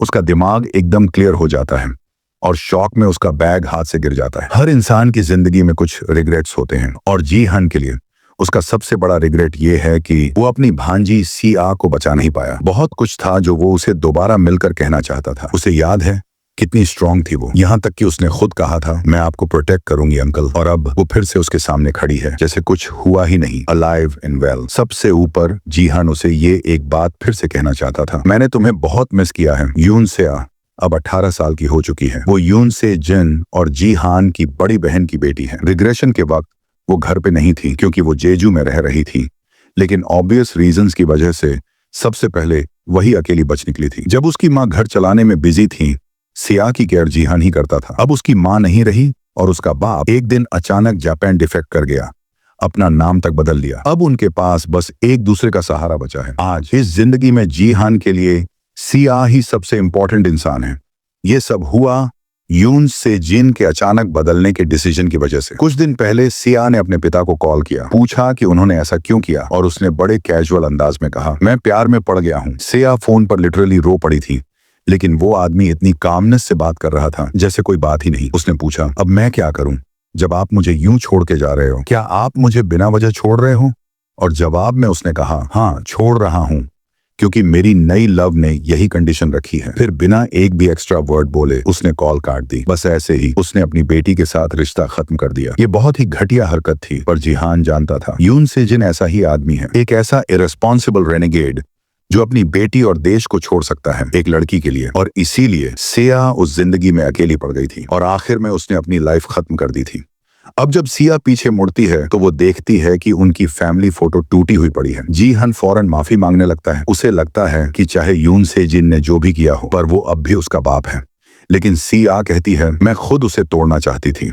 फिर वो मुस्कुराती है और एक स्ट्रॉन्ग फेस बनाकर कहती है मैं ठीक हूँ अंकल। ऐसी ही तो थी वो हमेशा, माँ की मौत हो या बाप की बिट्रेयल, वो हमेशा मुस्कुराती थी और खुद से ज्यादा अपने अंकल की परवाह करती थी। लेकिन अब जीहान नहीं चाहता कि वो फिर से खुद को अकेली संभाले। अब वो चाहता है उसे अपनी जिम्मेदारी बनाना और उसकी हिफाजत करना। सिया अपनी आंखें बंद करती है और उसे हक करने देती है। लेकिन ये प्यारा मोमेंट तब टूटता है जब वो कहती है अंकल यूर स्वेटी। उधर सोल सिटी गैंगनम गू के डाइवर्जेंट गिल्ड HQ में ली हायोन अपनी हंसी रोक ही नहीं पाती जब उसकी बॉडीगार्ड उसे जीहान की स्टोरी सुनाती है। ब्यूटीफुल लिम गा यंग एक लड़के से उसका नंबर मांगती है और लड़का साफ मना कर देता है, ऊपर से एक्सक्यूज भी देता है, मुझे अपना नंबर याद नहीं है। हायोन हंसते हुए कहती है, लगता है तुम उतनी सुंदर नहीं हो जितना तुम खुद को समझती हो गायंग। लेकिन सच्चाई तो ये है, लिम गायंग को नहीं पता कि लोग उससे कितने प्रभावित होते हैं। वो और हायोन जैसे ही लाउंज की तरफ जाते हैं, आसपास के लोग बस उन्हें घूरते रहते हैं। अब डिस्कशन होती है जी हान को रिक्रूट करने की। उन्हें पता है उसे लाना ही पड़ेगा, क्योंकि अब तो ऊपर से भी ऑर्डर आ चुके हैं। लेकिन तभी हायोन के फोन पर एक नोटिफिकेशन आता है, कोई लाइव स्ट्रीम चालू हो चुकी है। और आज तो कोई बड़ी फाइट भी नहीं थी, फिर कौन स्ट्रीम कर रहा है? उस स्ट्रीमर का नाम देखकर हायोन हैरान रह जाती है। ये स्ट्रीमर कोई और नहीं, स्योंग जी हान है, और वो स्ट्रीम स्टार्ट कर रहा है बिना किसी प्रायर अनाउंसमेंट के। कैमरे के पीछे सीआ इंस्ट्रक्शंस दे रही है और जी हान कैमरा सेट कर रहा है। गायंग सोच में पड़ जाती है, जी हान गैम्बलिंग प्रेडिक्शन स्ट्रीम पर क्या कर रहा है। लेकिन हायोन का फोकस स्ट्रीम के टाइटल पर है, मैं स्वॉर्ड किंग का भाई साला हूँ। लाइव चैट भी फटाफट भर जाती है। लोग पूछ रहे हैं ये हो क्या रहा है। पीछे दिख रहा है ट्विन सोर्ड स्टेच्यू, जिससे ये साबित होता है कि जी हान अभी सोर्ड पैलेस पेंट हाउस में है। स्ट्रीम शुरू होते ही जी हान सिया से कहता है, साइड हटो। फिर वो अपनी पावर को पैरों में चैनल करता है और जमीन पर इतनी जोर से स्टॉम्प करता है कि नीचे का फ्लोर क्रैक हो जाता है और स्टैच्यू का पिलर टूट जाता है। इसके बाद जी हान अपने फिस्ट से स्टैच्यू को पूरी तरह तोड़ देता है। सारे व्यूअर्स शॉक में आ जाते हैं और हजारों लोग स्ट्रीम पर जुड़ने लगते हैं। अब जब उसने सबका अटेंशन ले लिया है तो असली मुद्दे पर आता है। वो अब बात करेगा स्वॉर्ड किंग यून सीजन की जापान नेचुरलाइजेशन की। वो स्ट्रीम कर रहा है बैटल ट्यूब पर। बैटल ट्यूब battle.net का ही हिस्सा है और दुनिया की सबसे बड़ी स्ट्रीमिंग प्लेटफॉर्म बन चुकी है। बैटल ट्यूब से जी हान को क्वेस्ट्स भी मिलती हैं, जैसे व्यूअर्स बढ़ाना, सब्सक्राइबर्स पाना और व्यूज कलेक्ट करना। इस प्लेटफॉर्म से भी अचीवमेंट पॉइंट्स मिल सकते हैं और ऐसी ग्रैंड एंट्री से ट्विन सोर्ड स्टैच्यू तोड़कर उसने परफेक्ट शुरुआत की है। जी हान के लिए इससे बेटर मौका हो ही नहीं सकता। व्यूअर्स बढ़ते जा रहे हैं और साथ ही उसके पॉइंट्स भी, लेकिन डिसलाइक्स भी आने लगे हैं और कुछ लोग जिनके प्रोफाइल पिक्चर में ब्लैक ट्विन सोर्ड्स का सिंबल है, कमेंट्स में स्पैम कर रहे हैं। ये हैं स्वॉर्ड किंग का पर्सनल फैन क्लब, जो उसके जाने के बाद यून सेआ से नफरत करने लगे थे। जी हान की पिछली जिंदगी में इन्हीं की वजह से सेआ की डेथ हुई थी। अब वो नहीं चाहता कि सेआ फिर से किसी ब्लेम का टारगेट बने। अगर किसी को ब्लेम करना है तो जी हान खुद सामने आएगा। वो अपना गला साफ करता है और कैमरा की तरफ देखता है। फिर वो स्टैच्यू को दोबारा पंच करता है ताकि सबकी नजरें उसी पर टिकी रहें। फिर जी हान साफ साफ कह देता है, एडो रुहाई जो पहले उनके स्वॉर्ड किंग थे वो वापस नहीं आने वाले। जैसे ही वो अपनी अनाउंसमेंट को कंटिन्यू करता है, लोग उसे पहचानने लगते हैं उसके पुराने अचीवमेंट्स की वजह से। खासकर ब्रॉन्ज ट्यूटोरियल वाली बात, जहां उसने इम्पॉसिबल करके दिखाया था, पहली पोजीशन हासिल की थी, लेकिन अब भी वो ब्रॉन्ज में ही है और यही बात उसकी अथॉरिटी को थोड़ा हर्ट कर रही है। जी हान उन लोगों की बातें इग्नोर करता है और फिर कैमरे के सामने ऐसा प्रूफ दिखाता है जिसे कोई डिनाई नहीं कर सकता। वो अपने फोन को माइक के पास ले जाता है और एक रिकॉर्डिंग प्ले करता है। ये रिकॉर्डिंग है उस कॉल की जो र्यूहाई और सेआ के बीच हुई थी जब स्वॉर्ड किंग ने जापान की नेशनलिटी लेने का फैसला किया था। रिकॉर्डिंग में र्यूहाई साफ कहता है कि वो कोरिया इसलिए छोड़ रहा है क्योंकि उसे कोई लड़की मिल गई है जिससे वो प्यार करता है। वो मानता है कि वो उसके लिए ये सब छोड़ रहा है, यहाँ तक कि अपनी बेटी तक को बिना किसी अफसोस के छोड़ रहा है, क्योंकि यही उसकी नई लव इंटरेस्ट की कंडीशन थी अगर वो उसे एक्सेप्ट करना चाहती थी। अब जब मैसेज डिलीवर हो चुका है, जी हान रिकॉर्डिंग बंद कर देता है। लोग स्टन्ड हैं, लेकिन ज्यादातर अभी भी कन्विंस्ड नहीं हैं। उनके लिए ये बस कोई स्ट्रीट गॉसिप जैसा लग रहा है, कोई सॉलिड प्रूफ नहीं कि उनका स्वॉर्ड किंग वाकई चला गया है। और इसी बात को पूरी तरह से प्रूव करने के लिए सीआ खुद कैमरे पर आ जाती है। वो अनाउंस करती है कि उसके पापा ने उससे कहा था कि वो स्वॉर्ड पैलेस उसे देना चाहते हैं, लेकिन वो उस इंसान की विरासत एक्सेप्ट नहीं करना चाहती जिसने अपना देश और अपना परिवार छोड़ दिया। इसलिए वो स्वॉर्ड पैलेस को देश को डोनेट करने का प्लान बना रही है, इस उम्मीद में कि ये डोनेशन यंग कोरियन प्लेयर्स के लिए एक बड़ा सपोर्ट बन सके। जैसे ही वो अपना अनाउंसमेंट कंप्लीट करती है, जी हान के चेहरे पर एक सटल स्माइल आ जाती है, क्योंकि सब कुछ ठीक वैसे ही हो रहा है जैसा उसने प्लान किया था। आधे घंटे पहले जी हान ने सिया से कहा था कि वो इस घर को डोनेट करना चाहता है, और जाहिर सी बात है सिया है पूरी तरह कंफ्यूज थी। उसे लगा why would anyone give away everything just like that. जी हान उसे सच नहीं बता सकता, और शायद बताता भी तो वो मानती नहीं। आखिरकार जब आप कोई प्रॉपर्टी बेचने के बजाय उसे सीधे फ्री में दे देते हो तो ये सच में पागलपन लगता है। लेकिन जी हान को किसी भी हाल में उसे कन्विंस करना था उसके खुद के भले के लिए। अपने पिछले जीवन में जब यून सेजिन ने जापान के लिए खेलना शुरू किया तो कोरियन लोगों का गुस्सा इतना बढ़ गया कि उन्होंने सीजिन की सारी प्रॉपर्टीज जब्त कर ली, जिनमें सोर्ड पैलेस भी था। सीआ के पास रहने के लिए कोई जगह नहीं थी और वो सोर्ड किंग फैमिली के स्टॉकिंग और थ्रेट्स को झेल नहीं पाई। आखिर में उसने अपनी जान ले ली। इसलिए जीहान जानता है अगर ये जगह वैसे भी उनसे छिनने वाली है तो बेटर होगा कि वो खुद इसे डोनेट करें ताकि कोरिया की सिंपैथी मिले और सीआ सेफ रहे। लेकिन सीआ की नजरों में जीहान तो बस एक नालायक अंकल है जो सारा दिन शराब पीता रहता है और जीहान उसे ये भी नहीं बता सकता कि वो फ्यूचर से आया है। फिर भी सरप्राइजिंगली जब जीहान अभी सोच ही रहा था कि उसे कैसे मनाए, सेया ने खुद ही अग्री कर लिया। उसे यकीन नहीं हुआ और उसने डबल चेक किया, तू सच में रेडी है ना? सेया ने उसे ट्रस्ट इसलिए किया क्योंकि वो जानती है जीहान ऐसा कुछ बिना वजह नहीं कहेगा। और उससे भी ज्यादा बहुत टाइम बाद जीहान के अंदर ये कॉन्फिडेंट वाइब दिखी है। Thanks to her strong resolve आज ये सब पॉसिबल हो पाया। लेकिन इसका मतलब ये नहीं कि प्रॉब्लम्स खत्म हो गई हैं। सोर्ड किंग की फैमिली अब भी फ्यूरियस है और डायरेक्ट जीहान को फ्रॉड और कॉनमेंट कह रही है। लेकिन जीहान को यही चाहिए था। वो चाहता है कि सारी गाली गलौच उसी की तरफ आए, सिया को कोई टच ना करे। पर ये अब भी काफी नहीं है। फाइनल मूव डालने के लिए उसे एक आखिरी ब्लो देना होगा। वो दोबारा कैमरे में आता है और सीधे यून सीजिन को कॉल आउट करता है। वो कहता है सोर्ड किंग ने कहा कि वो किसी लड़की की वजह से गया, लेकिन सच ये है कि अब वो कुछ नहीं है। Has been. सेया चुपचाप देखती रहती है क्योंकि ये पार्ट स्क्रिप्ट में नहीं था। कमेंट सेक्शन ब्लास्ट हो जाती है। कुछ लोग डिसबिलीफ में हैं और कुछ बस हंस रहे हैं जीहान की बोल्डनेस पर। जीहान प्रोवोक करता रहता है, ये कहते हुए कि सीजिन को पता था कि वो कोरिया में टिक नहीं पाएगा, इसलिए भाग गया। यहाँ तक कि गायंग और हेयोन भी चिल्ला उठती हैं उसकी बातें सुनकर। फिर जीहान आखिरी पंच डालता है, जापान में आराम से रहो सीजिन, बहुत जल्द हम मिलेंगे और मैं तुझे तोड़ दूंगा। स्ट्रीम वहीं खत्म होती है और दोनों घर के अंदर वापस चले जाते हैं। सीआ जीहान से कन्फ्रंट करती है, तूने क्या बोल दिया है ऑन कैमरा? पूरा इंटरनेट फट गया है। कोरिया और जापान दोनों में हंगामा मचा हुआ है। लेकिन जीहान बिल्कुल भी परेशान नहीं है। वो सिया से कहता है टेंशन मत ले, जो हो रहा है उसे इग्नोर कर ताकि स्ट्रेस ना हो। सिया अब नोटिस करती है कि जीहान में कुछ बदल गया है, जैसे वो कोई दूसरा इंसान बन गया हो। और ये सरप्राइज वाली बात नहीं है। आखिरकार कोई इंसान मरने और टाइम ट्रैवल करने के बाद सेम कैसे रह सकता है? वो उससे पूछता है, क्या तू मुझे सच में बस एक फ्रीलोडर मानती थी जो बस दारू पीता है पूरे दिन? सेया कोशिश करती है अपनी बात बदलने की, लेकिन सच्चाई तो यही है कि पहले वो उसे ऐसा ही देखती थी। इसी बीच डोरबेल बजती है और जीहान पहले से जानता है कि कौन आया है। बस इतना जल्दी एक्सपेक्ट नहीं किया था। अब जब सब कुछ शुरू हो चुका है उसे पैसों की भी जरूरत है। मीनवाइल इन टोक्यो यून सेजिन न्यूज देख रहा है अपनी नई पार्टनर के साथ। न्यूज में बताया जा रहा है कि कोरिया और जापान के रिलेशंस और भी खराब हो सकते हैं क्योंकि सीजिन ने जापान की नेशनैलिटी ले ली है। अब जीहान ने भी पब्लिकली उसे चैलेंज कर दिया है, तो हालत और बिगड़ सकती है। अब बस देखना यह है कि सोर्ड किंग कैसे रिएक्ट करता है। ऐसा कहा जा सकता है जीहान अब कोरिया के गुस्से का सिंबल बन चुका है। तभी बगल में सोई हुई लड़की उठती है और सीजिन ब्रॉडकास्ट बंद कर देता है, कहीं वो जाग ना जाए। लेकिन वो कहती है, मुझे अब नींद की जरूरत नहीं, मैं तेरे लिए वरीड हूँ, तुझे जो झेलना पड़ेगा। सीजिन उसे रोकता है और कहता है, अब मुझे सीजिन मत बुलाओ, अब मैं तुम्हारा नाम ले चुका हूँ और वही मेरी आइडेंटिटी है। उस लड़की शिजुरू उसे गले लगाती है और कहती है, तू अब भी यून सेजिन है, कोरिया का नंबर 1 प्लेयर, और ये सच्चाई कभी नहीं बदलेगी। लेकिन उसके वर्ड्स में कुछ अलग पावर है, जैसे उसकी बातों में कोई चार्म हो। वो उसे किस करती है और सॉफ्टली विस्पर करती है, You're still mine, यून सेजिन। बैक विद जीहान वो दरवाजा खोलता है और सामने खड़ा होता है एक आदमी जिसका इंतजार वो कर रहा था। ये आदमी है पार्क यूनसिक, साउथ कोरिया की Battle.net डिपार्टमेंट का मैनेजर। पिछले जीवन में जब सीजिन जापान चला गया था तो गवर्नमेंट ने जीहान से नाता तोड़ लिया था, लेकिन इस आदमी ने तब भी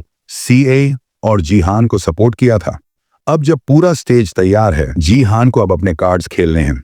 तीनों बैठते हैं और यूनसिक सीधे मुद्दे पर आता है। उसे पता है कि सोर्ड किंग वापस नहीं आएगा और गवर्नमेंट को भी ये मालूम है, लेकिन वो चाहते हैं कि आम जनता को ये बात पता ना चले, एटलीस्ट जब तक कोरिया वर्सेस जापान मैच ना हो जाए। जीहान सब समझ गया है और कहता है, बात घुमा के मत बोलो यूनसिक, सीधे पॉइंट पे आओ।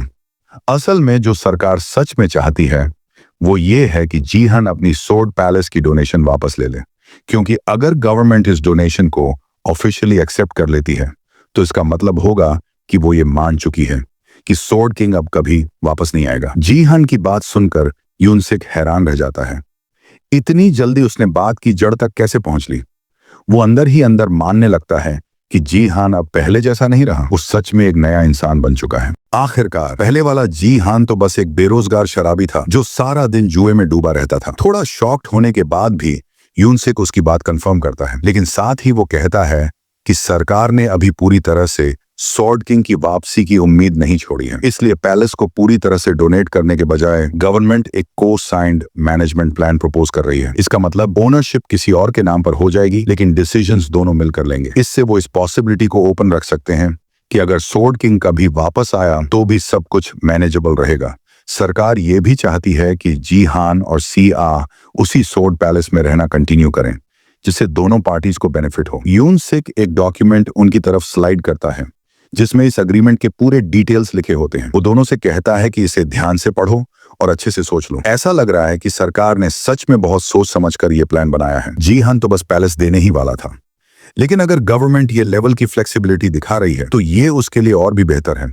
लेकिन बदले में जीहान को भी उनसे एक छोटा सा फेवर चाहिए।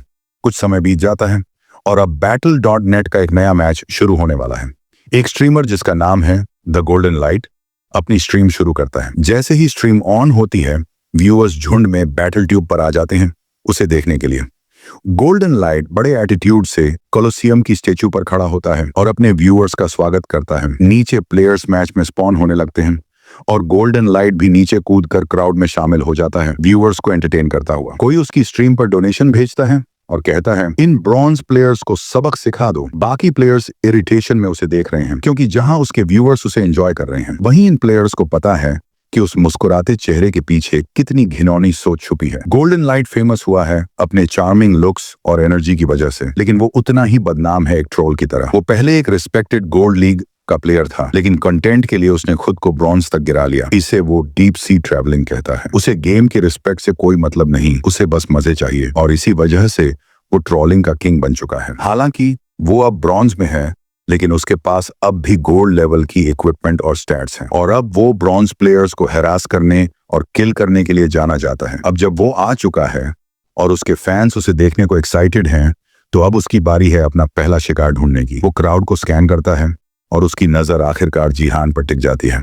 बिना देर किए गोल्डन लाइट माइक हाथ में लेकर दौड़ पड़ता है जीहान की तरफ, एक इंटरव्यू के बहाने उस इंसान से जो आजकल पूरे इंटरनेट पर छाया हुआ है। अब तक जीहान के कई निकनेम्स पड़ चुके हैं और लोग उसकी तरफ अटेंशन बरसाए जा रहे हैं। दूसरी तरफ जॉन कंफ्यूज्ड है, ये चमकता लड़का है कौन? उसके टोन से साफ है ये बैटल ट्यूब स्ट्रीमर है, और जीहान को उसके जैसा लाउड लोग बिल्कुल पसंद नहीं। लेकिन तभी जीहान को याद आता है कि अभी भी बैटल ट्यूब के कई अचीवमेंट्स उसने अनलॉक नहीं किए, तो अब जब मौका मिल ही गया है तो क्यों ना खुद की स्ट्रीम शुरू की जाए। जीहान उस चमकदार लड़के को पूरी तरह इग्नोर करता है और अपनी बैटल ट्यूब विंडो समन करके अपना स्ट्रीम चालू कर देता है। गोल्डन लाइट के व्यूअर्स जीहान के ऊपर स्ट्रीम का ऑन एयर मार्क देखते हैं और समझ जाते हैं कि हमारा एमसी भी अब स्ट्रीम कर रहा है। धीरे धीरे लोग गोल्डन लाइट की स्ट्रीम छोड़कर जीहान की स्ट्रीम पर चले जाते हैं। गोल्डन लाइट डर से कांप उठता है क्योंकि उसने अनजाने में जीहान को फ्री में प्रमोट कर दिया। अब हालत को संभालने के लिए उसे कोई नया तरीका ढूंढना होगा। तभी उसे एक नोटिफिकेशन मिलता है एक sword king obsessed user name से। मैसेज आता है, स्योंग जीहान को मारो और उसे लास्ट प्लेस पर पहुंचाओ। अचीवमेंट की रिवॉर्ड है 2000 ग्राम प्रूफ। 1 ग्राम प्रूफ मतलब लगभग 1001 रुपए, यानी ये एक 20 लाख रुपए का टास्क है। और इस डोनेशन की शुरुआत करने वाले कोई और नहीं बल्कि स्वॉर्ड किंग की फैमिली के मेंबर्स हैं। जब गोल्डन लाइट डायरेक्ट रिप्लाई नहीं करता तो बाकी फैमिली मेंबर्स और भी पैसे डालने लगते हैं। लगता है जैसे उन सब की जीहन से गहरी दुश्मनी है, लेकिन जीहन को यह अंदाजा नहीं था कि लेवल इतना डीप है। रिवॉर्ड बढ़ते बढ़ते 30,000 ग्राम पैसे और फिर 40,000 ग्राम पैसे तक पहुंच जाता है। लेकिन तभी मैच की फाइनल सुमोनिंग हो जाती है और डोनेशन वहीं 42,000 ग्राम पैसे पर रुक जाता है। इतनी क्रेजी अमाउंट मिलने के बावजूद गोल्डन लाइट इस बात से खफा है कि डोनेशन 50,000 तक नहीं गया। एक sword king family member extra 10,000 ग्राम प्राइड देने का वादा करता है अगर वो जीहन को हराने में सक्सेसफुल हुआ। अब तो गोल्डन लाइट पूरी डिटर्मिनेशन के साथ रेडी हो जाता है। उसका टारगेट सेट है। मैच शुरू होते ही गोल्डन लाइट अपनी स्किल चार्ज का यूज करता है जो यूजर की स्पीड को काफी बढ़ा देता है। वो जीहन की तरफ बिजली की रफ्तार से दौड़ता है और एक पल में उसके पीछे पहुंचकर सोर्ड उठा देता है। अटैक कनेक्ट करता है लेकिन जीहान उसे आसानी से पैरी कर लेता है बिल्कुल बिना घबराए। सरप्राइजिंगली जीहान ने जो वेपन यूज किया है वो है एक कुकिंग सेट का क्लब, जो एक D rank extra terrestrial Holi item है। जी हान खुद भी हैरान है कि इतनी तेज स्विंग के बावजूद गोल्डन लाइट का वेपन बच कैसे गया। अब जब सब कुछ शुरू हो ही गया है, जी हान भी एक सोर्ड समन करता है, बस कर्टिसी में। कुछ ही सेकंड में जी हान सिंपल लेकिन प्रिसाइज स्ट्राइक से गोल्डन लाइट को काट देता है। कमेंटर स्टन्ड है क्योंकि जी हान ने जो टेक्निक यूज की है वो है सोर्ड ची, जो ब्रॉन्ज लीग में पॉसिबल ही नहीं होनी चाहिए। साथ ही वो यूज कर रहा है वाइट सेक्रेड फ्लेम्स, एक डिवाइन पावर। और अगर वो डिवाइन पावर यूज कर रहा है तो मतलब वो सपोर्ट क्लास का प्लेयर है। कैसे भी हो, जी हान ने फर्स्ट ब्लड ले लिया है, और वो भी एक डी रैंक किचन नाइफ से, जो डिवाइन वेपन्स के कुकिंग सेट का हिस्सा है। हालांकि गोल्डन लाइट को एम्बैरेसिंग तरीके से मारा गया है, लेकिन वो अभी खत्म नहीं हुआ है। उसके पास एक आइटम है, क्रूसिफिक्स ऑफ रिवाइवल, जिससे वो रिवाइव हो जाता है। ये आइटम सिर्फ एक बार यूज हो सकता है और नेशनल लीग्स, प्रोमो गेम्स या गिल्ड मैचेस में अलाउड नहीं होता। हालांकि वो वापस आ चुका है, लेकिन कोई फायदा नहीं, क्योंकि गोल था जी हान को लास्ट प्लेस तक गिराना, लेकिन खुद फर्स्ट मरने के बाद जी हान को लास्ट में तो नहीं रख सकते। जैसे ही सब निराश होते हैं, गोल्डन लाइट डिसाइड करता है कि अब वो जी हान को हराकर अपनी रिस्पेक्ट वापस पाएगा। पर बदकिस्मती से जी हान पूरी तरह से रेडी है उस हंसी उड़ाने वाले चेहरे को मिट्टी में मिलाने के लिए, और कुछ ही सेकंड में जी हान फिर से उसे काट डालता है और उसे डबल किल मिल जाता है, वो भी अनजाने में। जैसे ही वो मरते हुए स्ट्रीमर से दूर जाता है, वो सोचता है उस रिवाइवल आइटम के बारे में। फ्यूचर में किसी ने उस आइटम को यूज नहीं किया क्योंकि उसकी रिवाइवल में फ्लॉज थे।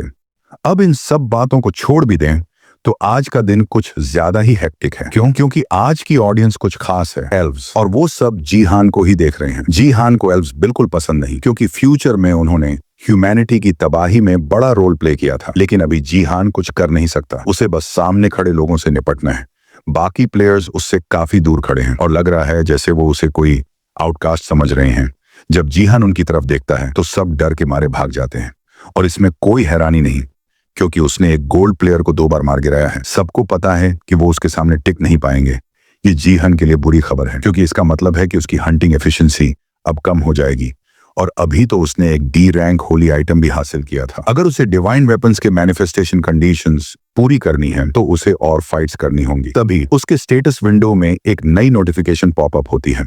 जी हान उसे पढ़कर हल्का मुस्कुराता है। उसे एक नया क्वेस्ट मिला है, गॉब्लिन चैंपियन के आसपास जमा हुए गॉब्लिन्स को मारने का। इसकी वजह से उसे फाइट कोटा पूरा करने का मौका मिल जाएगा, भले ही सारे प्लेयर्स उससे डरकर भाग रहे हों। एक पल में वो गॉब्लिन्स से घिर जाता है और लग रहा है जैसे वो पूरी तरह आउटनंबर्ड है, लेकिन अगले ही पल गॉब्लिन्स ही उससे डर के भागने लगते हैं, क्योंकि जी हान उन पर इतनी टेरिफाइंग स्पीड से चार्ज करता है। मॉन्स्टर्स चिल्ला चिल्ला कर हेल्प मांगते हैं जब जी हान उन्हें अपने कुकिंग इक्विपमेंट से पीटता और भौंकता है। थैंक्स टू लगातार फाइटिंग, उसका डिवाइन कुकिंग सेट उसकी मूवमेंट्स पर रिएक्ट करने लगता है। ये सब सिर्फ इसलिए पॉसिबल हुआ क्योंकि उसने पहले ही इन आइटम्स के डिस्क्रिप्शंस अच्छे से पढ़ लिए थे, उससे पहले कि वो उन्हें इस्तेमाल करता। उसे सिर फोड़ना है, फिर दिल निकालना है, और ये सब एक स्पेसिफिक ऑर्डर में करना है ताकि वो आइटम्स सही से रिएक्ट करें। अच्छी बात यह है कि उसने गेम के खत्म होने से पहले ही ये सब समझ लिया था, लेकिन अभी जैसी हालत है सब कुछ बहुत ज्यादा टाइम ले रहा है। अगर वो ये थोड़ा पहले जान जाता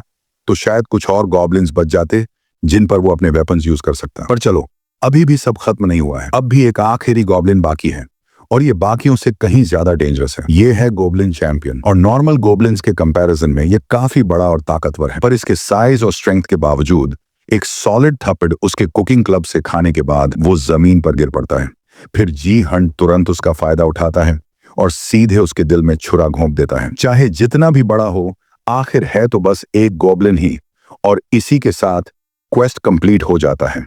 उसे मिलते हैं 500 अचीवमेंट पॉइंट्स और साथ में 1 पॉइंट डिवाइन पावर भी। लेकिन क्योंकि उसने इन आइटम्स का हेवी यूज किया है, अब उनके रैंक घटकर ई हो गए हैं, इसलिए अब शायद वो सिर्फ एक बार और डिवाइन पावर अर्न कर पाएगा। लेकिन मॉन्स्टर्स को हंट करना बहुत स्लो है, अब उसे प्लेयर्स को पकड़ना पड़ेगा, लेकिन वो सब उससे काफी दूर हैं।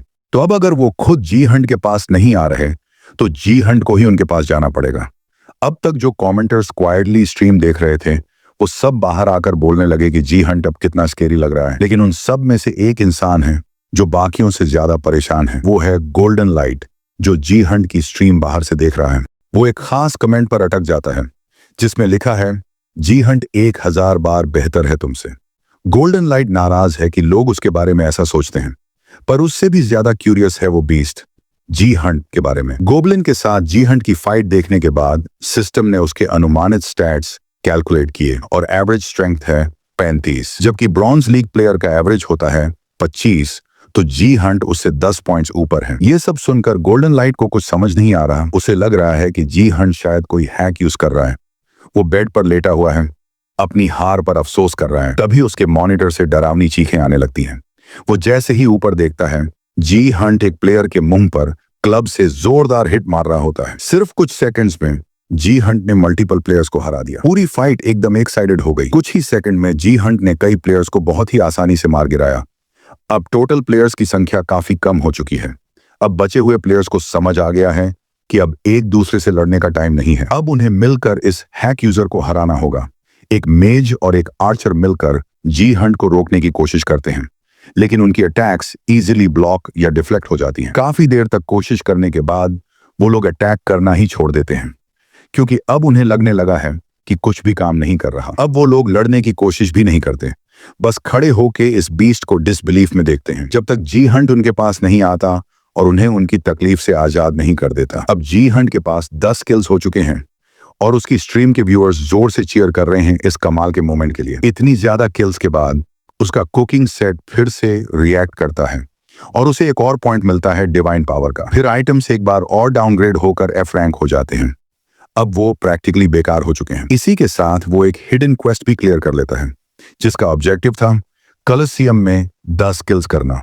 इसका रिवॉर्ड है 5000 अचीवमेंट पॉइंट्स। अब डिवाइन पावर और अचीवमेंट पॉइंट्स दोनों उसकी जेब में हैं। मतलब जी हंट ने ऑलमोस्ट सब हासिल कर लिया है जो वो चाहता था, लेकिन अभी भी कुछ मिसिंग है। उसे चाहिए कुछ ऐसा जो उसकी पावर को मैक्सिमम लिमिट तक बूस्ट कर सके। तभी उसकी नजर जाती है एक एपिक क्वेस्ट पर, जो उसे कहता है कि उसे शैडो क्वीन को ढूंढना है, जो कॉलोसियम मैप के स्पेक्टेटर्स के बीच छिपी है, और उसे प्रोवोक करना है। ब्रॉन्ज लीग में एपिक क्वेस्ट आना कोई नॉर्मल बात नहीं है, पर इससे भी ज्यादा इंपॉर्टेंट है उसके रिवॉर्ड्स। 50,000 अचीवमेंट पॉइंट्स और कॉन्स्टलेशन शैडो क्वीन का इंटरेस्ट।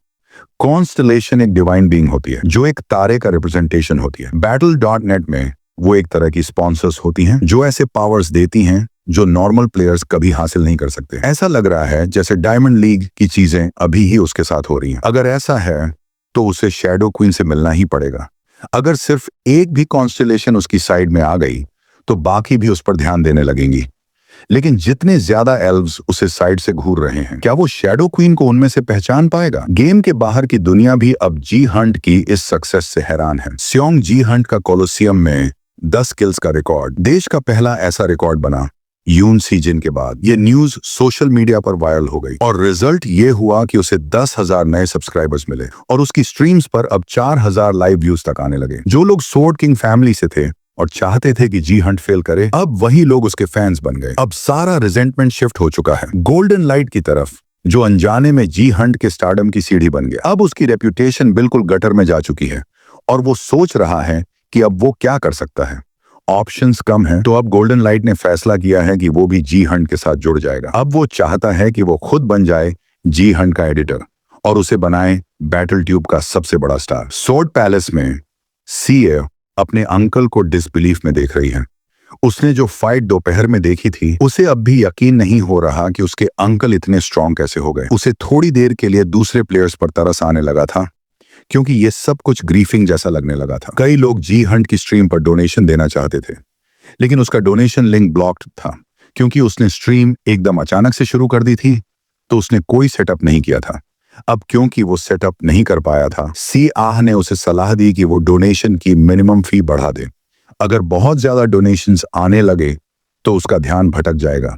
तो सी ए ने कहा कि अमाउंट इतना हाई रखो कि अननेसेसरी डोनेशंस ना आए। जी हंट मान गया और उसने मिनिमम डोनेशन सेट कर दी 10,000 गीपी, जो कि एक्चुअल में है 10,01,001। जब सी आ सोच रही होती है ये 10,01,001 सच में है भी या नहीं, जी हंट उस समय पूरा ध्यान लगाए बैठा होता है शैडो क्वीन की एपिक क्वेस्ट के बारे में सोचते हुए। उसे अब उस मिस्टीरियस फिगर को ढूंढना है और उसे प्रोवोक करना है, लेकिन इतनी भीड़ में वो सोच ही नहीं पा रहा कि उसे ढूंढे तो कैसे। सिया उसकी कॉन्सेंट्रेटेड एक्सप्रेशन देखती है और पूछती है, तू चाहे तो मैं तेरी हेल्प कर दूं। उसकी ये केयरिंग एटीट्यूड देखकर जी हंट को उसकी माँ की याद आ जाती है।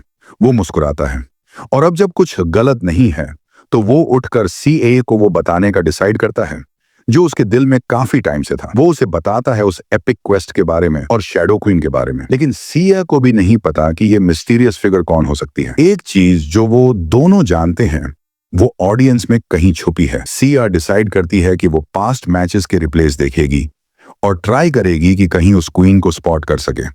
अब जब उसने हेल्प लेने का डिसीजन ले ही लिया है तो सब शायद थोड़ा स्मूथ चले, पर फिर भी जी हंट को थोड़ा बुरा लग रहा है कि उसे सिया से हेल्प मांगनी पड़ी, क्योंकि शैडो क्वीन को ढूंढना मतलब सुई को भूसे के ढेर में ढूंढना। अब जब सिया उस काम में लग गई है तो जी हंट के पास थोड़ी फुर्सत है कि वो अपने बाकी पेंडिंग काम निपटा सके।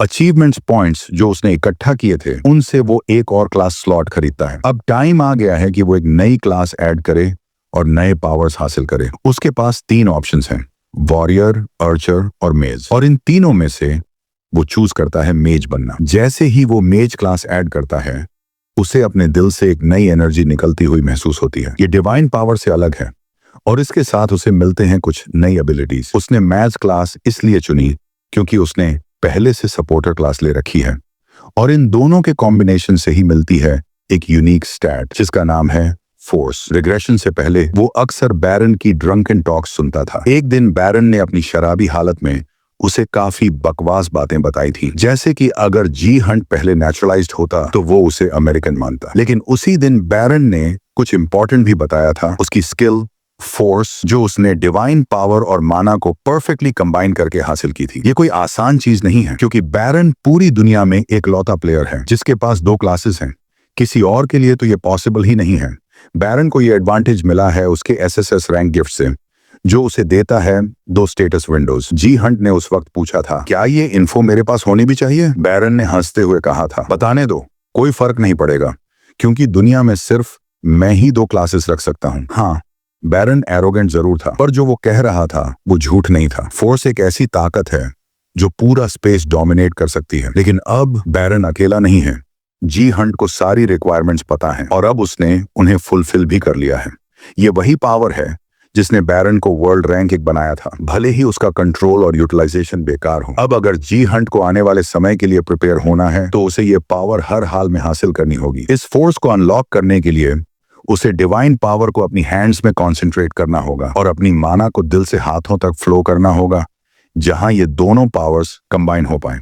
अगर वो इसे परफेक्टली मिक्स कर पाया बिना कोई लीक किए तो वो इस पावर को अचीव कर लेगा। कुछ सेकंड के लिए ऐसा लगता है कि वो सफल हो गया है, लेकिन तभी उसके हाथ में घूम रही एनर्जी एक्सप्लोड करती है और वो दीवार से टकराता है। लगता है वो फेल हो गया। सिर्फ ताकत से वो इस पावर को पकड़ नहीं सकता, कुछ मिसिंग है। शायद उसे और ज्यादा माना चाहिए या फिर उसका लेवल लो है। पर एक बात तो स्पष्ट है, कुछ ना कुछ अभी भी कमी है। शायद असली मुद्दा यह है कि वो पावर को हाथों में रख ही नहीं सकता। तो फिर अगला सबसे विकल्प है उसे अपनी बॉडी के अंदर स्टोर करना। अगर वो डिवाइन पावर को जो अपर डैंटियन से शुरू होती है सेंट्रल डैंटियन की मना के साथ कंबाइन कर सके और जब भी वो दोनों मिक्स न कर पाएं तब लोअर डैंटियन की ताकत से स्टेबलाइज कर सके तो वो परफेक्ट फ्यूजन अचीव कर पाएगा। अगर वो इस स्टेट में पावर को कंप्रेस कर दे तो वो नई शक्ति अनलॉक हो जाएगी। वो ट्राई करता है और उसकी बॉडी पर उसका असर भारी पड़ता है। उसे इतनी जबरदस्त तकलीफ होती है कि वो खुद को रोक नहीं पाता और जोर से चिल्ला उठता है। तभी सिस्टम की नोटिफिकेशन आती है, you have begun the unification of the 3 डैंटियंस। लेकिन लगभग तुरंत एक वार्निंग आती है, आपकी सीमा पार कर ली है, continuing will result in death. नीचे से अपने अंकल की चीखें सुनती है और तुरंत उठकर भागती है उसकी तरफ। उधर जिहान अब भी उस इंटेंस दर्द को फील कर रहा है क्योंकि वो डिवाइन पावर और माना को फोर्स में बदलने की कोशिश कर रहा है। यूनिफिकेशन के लिए कंडीशंस बहुत स्ट्रिक्ट हैं और तीनों डैंटियंस की नेचर बिल्कुल अलग होती है। साथ ही सारे स्टैट्स का एवरेज 100 या उससे ऊपर होना चाहिए ताकि प्रोसेस स्मूथ हो। अगर कोई इन स्टैंडर्ड से नीचे होते हुए ये फ्यूजन ट्राई करता है तो उसकी जान भी जा सकती है। अपने अंकल के रूम की तरफ दौड़ती है। उसकी आवाजें और ज्यादा तेज हो जाती हैं। वो उसे पुकारती है पर कोई जवाब नहीं आता।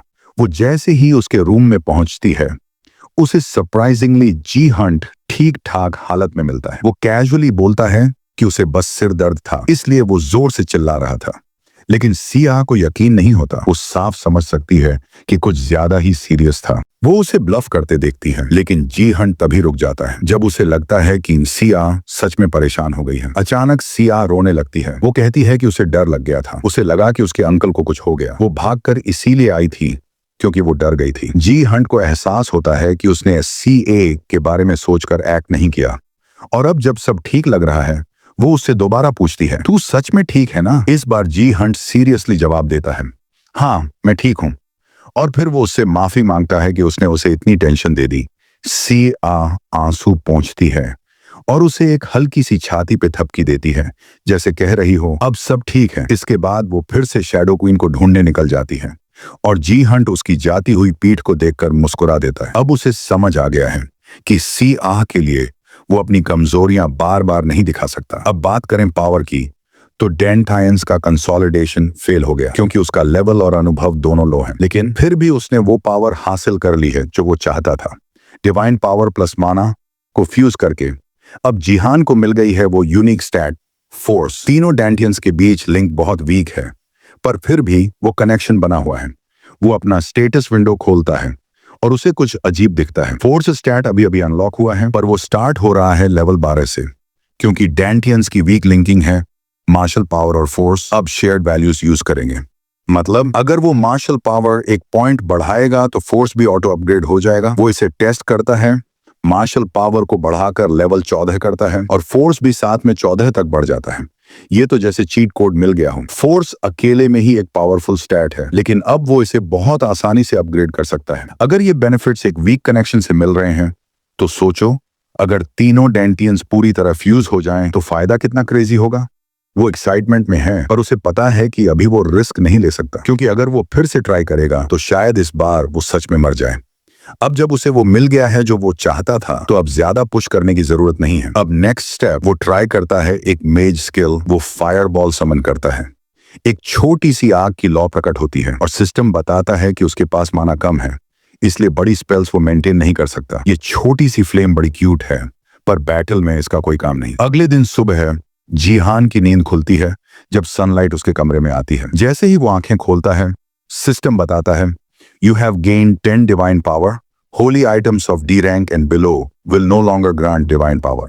अब से डिवाइन पावर सिर्फ सी रैंक और उससे ऊपर के आइटम्स से ही मिलेगी। कल रात उसने 2 होली आइटम्स खरीदे थे और सोते वक्त उन्हें अपने पास रखकर सोया ताकि उनसे कोई पावर मिले।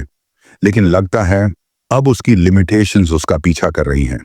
अब से उसे अपने बचे हुए आइटम्स को सेकंड हैंड मार्केट में बेचकर ही प्रॉफिट कमाना होगा। वो अपने रूम से बाहर आता है और आवाज लगाता है, से आ, तू जागी है क्या? कोई जवाब नहीं आता तो वो नीचे जाता है और देखता है कि सिया सोफा पर बैठी है। उसके कानों में ईयरबड्स हैं और उसकी गोद में लैपटॉप रखा है। उसकी आंखों के नीचे डार्क सर्कल्स और थका हुआ एक्सप्रेशन देखकर साफ पता चल रहा है कि उसने पूरी रात नींद नहीं ली। सिया उसे बताती है कि उसने सारी रात शैडो क्वीन को ढूंढने में निकाल दी। जिहान को थोड़ी गिल्ट फील होती है कि उसे सिया को यह सब करने देना पड़ा, लेकिन ऐसा लग रहा है कि उसकी मेहनत पूरी तरह बेकार नहीं गई।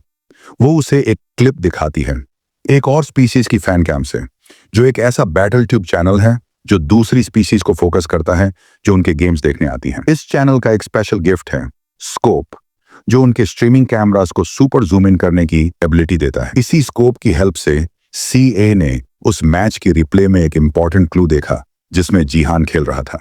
स्पेक्टेटर एरिया में कुछ स्पेशली मेड थ्रोन्स पर 2 एल्व्स बैठी थीं, जो अपनी रॉयल अपीयरेंस से पूरी तरह किसी क्वीन जैसी लग रही थी। उनमें से एक खास तौर पर एक डार्क एल्फ ऐसी दिख रही थी जैसे वो किसी रॉयल ब्लड लाइन से हो। जिहान भी मानता है कि इसमें कुछ सच्चाई हो सकती है, लेकिन अभी भी फाइनल कंक्लूजन निकालना थोड़ा जल्दी होगा। सिया कहती है कि वो बाकी रिकॉर्डिंग्स भी देखेगी ताकि और क्लूज मिल सकें। जिहान को लगता है कि कोई कॉन्स्टेलेशन इतनी इजीली नहीं मिलेगी, लेकिन सिया बड़े कॉन्फिडेंट और प्रोफेशनल टोन में कहती है कि वो नेक्स्ट डे से इंटरनेशनल वीडियोस भी चेक करेगी। इतना ही नहीं, वो जिहान को ऑफर देती है कि उसके कुछ वीडियोस भी एडिट कर देगी ताकि वो बैटल ट्यूब पर अपलोड कर सके। उसका कहना है कि उसे वीडियो एडिटिंग करना आता है, क्योंकि बचपन में वो अपने पापा के वीडियोस मजे से देखा करती थी। पापा का नाम सुनते ही जिहान थोड़ी देर के लिए फ्रीज हो जाता है। उसे फिर से याद आता है कैसे कोई बाप अपनी बेटी को बिना किसी वजह के छोड़ सकता है। 2 दिन पहले ही जब जिहान की कॉन्वर्सेशन गवर्नमेंट ऑफिशियल यूनसिक से हो रही थी, तब यूनसिक ने उसे बताया कि शायद उसे पता है कि वो औरत कौन थी जिसने सोर्ड किंग को अपने साथ ले लिया। उसका नाम था आइडो शिजुरू, जिसके पास एक एसएसएस रैंक का गिफ्ट है, वुमन ऑफ मैचलेस ब्यूटी। हो सकता है कि यून से जिन उस स्किल की वजह से उसके जाल में फंस गया हो। यही गवर्नमेंट भी मानती है। जीहन के लिए ये एक नया शौक था, लेकिन बात यही खत्म नहीं हुई। यून सिक ने उसे वार्न किया कि ये स्किल सिर्फ माइंड कंट्रोल तक सीमित नहीं है, बल्कि ये किसी के थॉट्स तक को मोल्ड कर सकती है। ऐसे कई केसेस हुए हैं जहां कोरियन राइजिंग स्टार्स ने जापान की सिटीजनशिप ले ली, और अब गवर्नमेंट को शक है कि शायद ये सब इसी स्किल का रिजल्ट हो। अगर इस स्किल की कोई लिमिटेशंस नहीं है, तो ये औरत कभी भी फिर से सामने आ सकती है, किसी और पावरफुल प्लेयर को टारगेट करने के लिए। उस कॉन्वर्सेशन के बाद जीहान ने इंटरनेट पर आइडो शिजुरू के बारे में और इन्फो सर्च की, लेकिन ऐसा लग रहा था कि किसी ने उसके सारे ट्रेसेस ही मिटा दिए हों। ऑलमोस्ट कुछ भी अवेलेबल नहीं था। शायद जापान बहुत केयरफुल तरीके से उसे छुपा रहा है। अगर यूनसिक की बात सच है, तो जीहान को अब बहुत ज्यादा केयरफुल रहना होगा। हो सकता है कि वो लोग ऑलरेडी अपने नेक्स्ट स्टेप की तैयारी कर चुके हों। इसी बीच एक एयरप्लेन कोरियन एयरपोर्ट में लैंड करता है। उसके विंग पर साफ लिखा है नियो सेल्फ डिफेंस फोर्स। कुछ समय बीतता है और जीहान और सिया की लाइफ में एक और बड़ा मोमेंट आने वाला है। सिया दरवाजे के पास खड़ी है और उसका अंकल अब भी तैयार नहीं हुआ है। अगर वो अब और डिले करते हैं तो इवेंट में लेट हो जाएंगे। फाइनली जीहान रेडी होकर बाहर आता है। उसके बाल स्लीक और पीछे की ओर कोम किए गए हैं और उसने एक शानदार सूट पहना है। इस लुक में वो एकदम किसी सेलिब्रिटी से कम नहीं लग रहा। दोनों एलिवेटर में उतरते हैं और सिया विजिबली नर्वस है। जीहान उसे कामली समझाता है, रिलैक्स, ज्यादा टेंशन मत ले, तूने कुछ गलत नहीं किया है। सिया थोड़ा घबराई हुई है, क्योंकि ये उसका पहला ऑफिशियल पब्लिक अपीयरेंस है अपने पापा के स्कैंडल के बाद। लॉबी में जैसे ही एलिवेटर खुलता है, वहां पहले से मीडिया और गेस्ट्स की भारी भीड़ लगी हुई है। एलिवेटर से निकलते ही उन्हें पार्क योनसिक मिलता है, जो कहता है एवरीथिंग रेडी है, आप चाहें तो अभी प्रोसेस शुरू कर सकते हैं। जीहान उसे थैंक्स बोलता है और कहता है कि उसे पूरी उम्मीद है वो पूरा इवेंट स्मूथली मैनेज करेगा।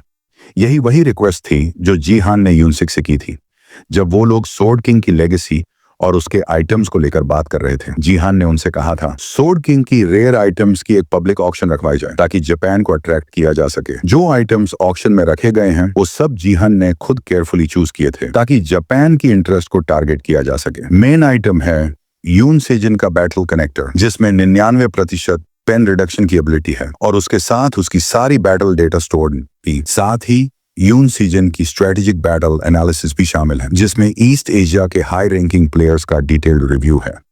कोरिया वर्सेस जापान मैच बहुत ही नजदीक है और ये डेटा अब प्राइसलेस हो गया है।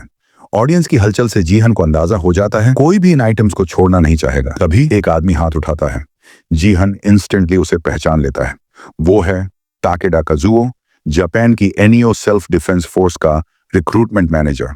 ताकेडा काजुओ बिना वक्त गंवाए अनाउंस करता है, हम इन सारे आइटम्स के लिए 5 अरब येन ऑफर करते हैं, और इसके साथ वो जीहान और सिया से एक प्राइवेट मीटिंग की भी रिक्वेस्ट करता है। उसके इरादे तो बिल्कुल साफ थे और उसने जरा भी कोशिश नहीं की है छुपाने की कि वो इस मीटिंग में असल में चाहता क्या है। लेकिन जीहान ऐसे गेम्स खेलने के मूड में नहीं था। उसने सीधा उस आदमी से कहा, अगर तुम्हें कुछ कहना है तो यही सबके सामने कहो, इतने बड़े हादसों के बाद ये प्राइवेट मीटिंग्स का टाइम नहीं है। ताकेडा जीहान की तीखी नजर से इतना घबरा गया कि माथे से पसीना पोंछने लगा। फिर उसने हमारे एमसी को एक तरह की धमकी दी, अगर आप ऐसे अग्रेसिव रहेंगे तो फिर किसी और को बीच में आना पड़ सकता है। और तभी ताकेडा के पीछे चुपचाप खड़ी बॉडीगार्ड एक पल में आगे आई और जीहन की गर्दन पर तलवार रख दी। उसका नाम था शैडो। वो भले ही सोर्ड किंग जैसी ना हो, लेकिन फिर भी एक बेहतरीन प्लेयर थी। उनकी धमकियां बहुत पोरली डिस्गाइज थीं, लेकिन जीहान को इससे कोई फर्क नहीं पड़ा। ये सब उसके लिए यून सीजन की एक और घटिया कॉपी थी। और फिर जो हुआ वो एकदम पल भर में हुआ। पहले पल में शैडो की तलवार जीहान के गले पर थी और अगले ही सेकंड जीहान ने उसे सीधे जबड़े पर एक पंच मारा।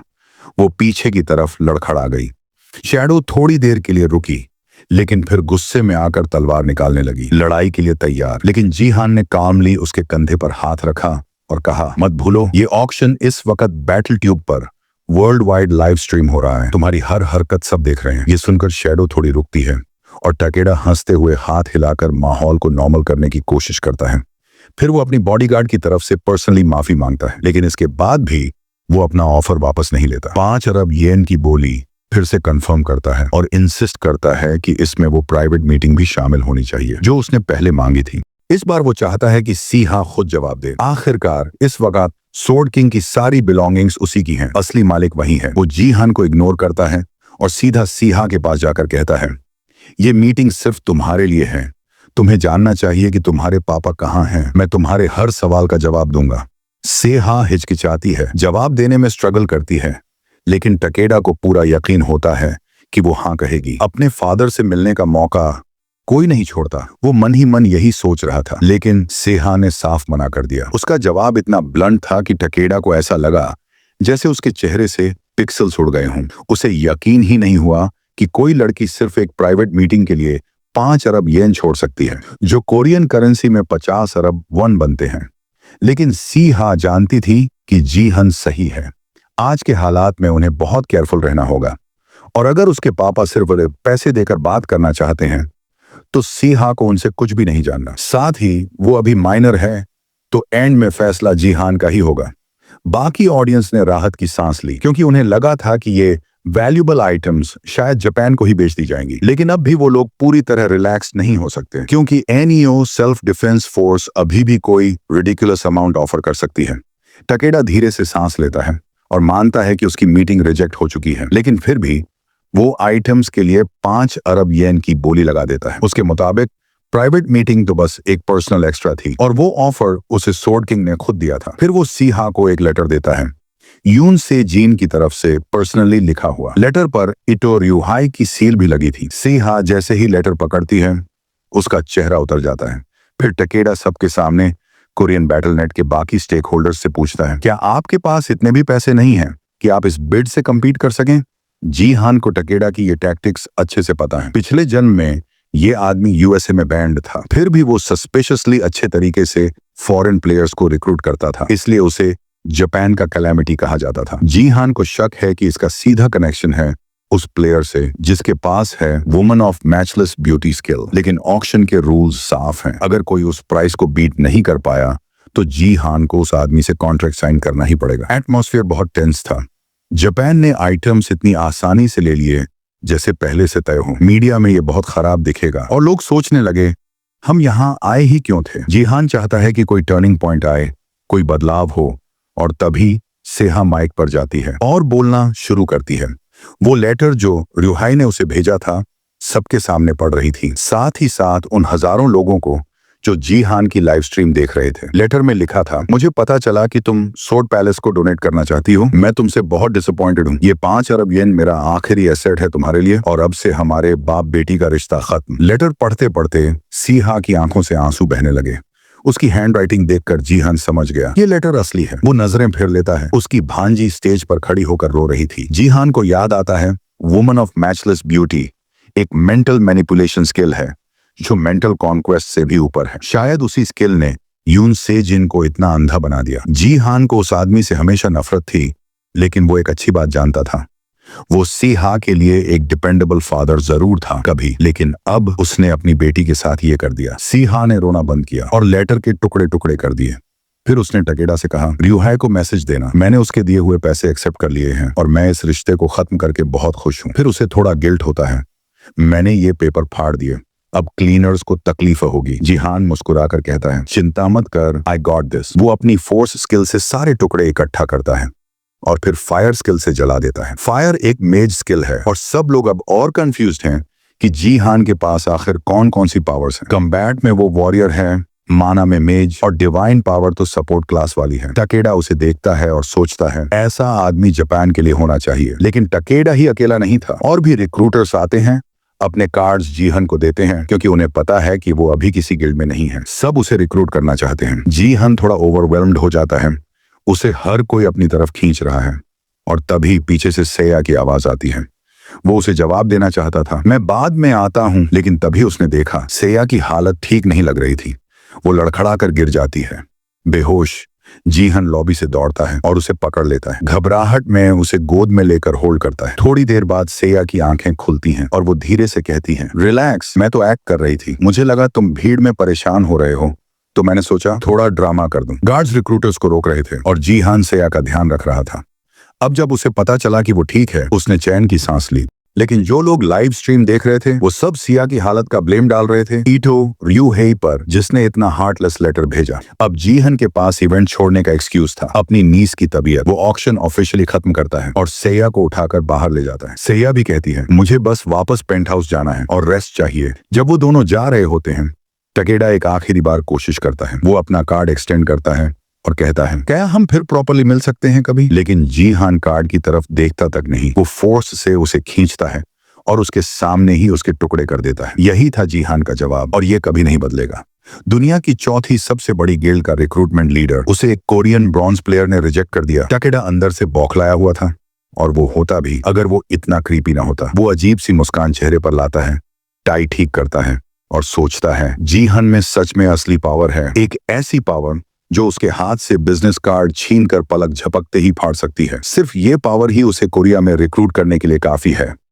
और अभी तो वो सिर्फ ब्रॉन्ज रैंक पर है, यानी फ्यूचर में उससे कहीं बड़ा बनने वाला है। टकेडा अब और ज्यादा डिटरमिन्ड है जीहान को किसी भी हाल में अपनी साइड पर लाने के लिए। दूसरी तरफ एलिवेटर की कॉरिडोर में सिया और उसके अंकल एक जोरदार हाई फाइव करते हैं उनके एक्टिंग परफॉर्मेंस के लिए। लॉबी कॉरिडोर में चलते चलते बात कर रहे होते हैं, तभी जीहान को अचानक एक डोनेशन अलर्ट आता है।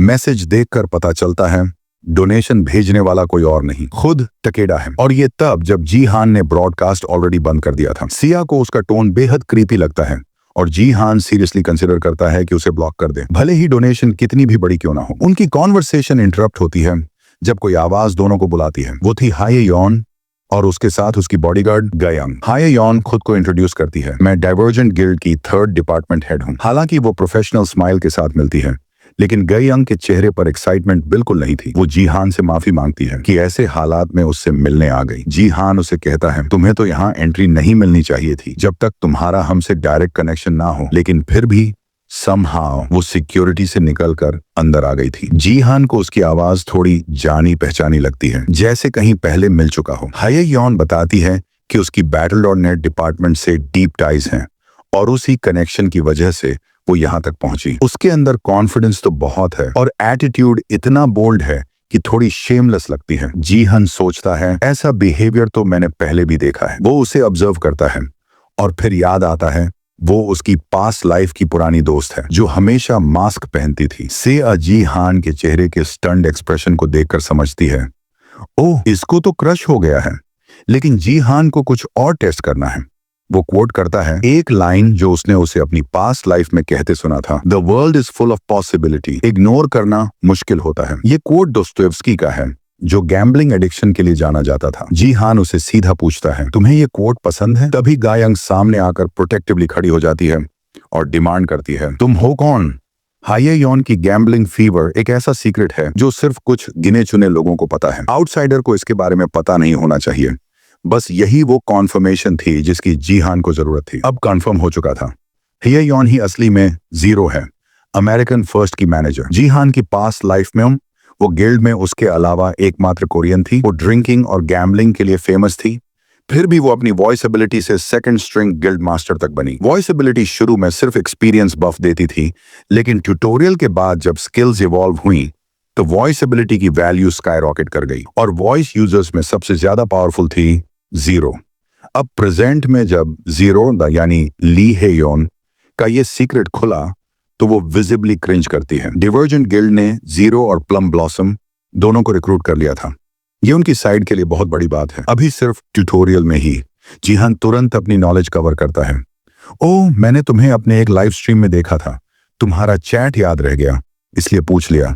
फिर वो माफी मांगता है, सॉरी शॉक देने का इंटेंशन नहीं था। ये यॉन गला साफ करती है और कोशिश करती है कि ऑकवर्ड कॉन्वर्सेशन जल्दी खत्म हो। जीहान उसके रिएक्शंस देखकर मुस्कुरा देता है और ये देखकर सिया को और यकीन हो जाता है, पक्का अंकल को ये लड़की पसंद आ गई है। अब जब माहौल थोड़ा कंफर्टेबल हो गया, हाये यॉन और कॉन्फिडेंटली जीहान के पास आती है। वो कहती है, मुझे लगता है हम दोनों की मुलाकात फिर होगी। फिर अपना फोन निकालती है और जीहान की तरफ बढ़ा देती है। उसका मकसद साफ है, वो जीहान को डाइवर्जेंट गिल्ड में इन्वाइट करना चाहती है और चाहती है कि वो दोनों प्राइवेटली फिर मिलें। सेया एक्साइटमेंट में ऑलमोस्ट स्क्वील कर देती है। ओ माय गॉड, एक और नया अंट आ गया, ये यौन भी सोचती है। मैंने जीहान पर लास्टिंग इंप्रेशन छोड़ दिया है। वो गायंग की तरफ देखती है, जो पास्ट में जीहान से रिजेक्ट हो चुकी थी। सब कुछ परफेक्ट था, बस एक बात छोड़कर। जीहन को अपना मोबाइल नंबर याद नहीं था। वो सिया की तरफ मुड़ता है और कहता है, can you give your number instead? लेकिन सिया इसे मिसअंडरस्टैंडिंग कर लेती है। ओह अंकल तो हार्ड टू गेट बन रहे हैं।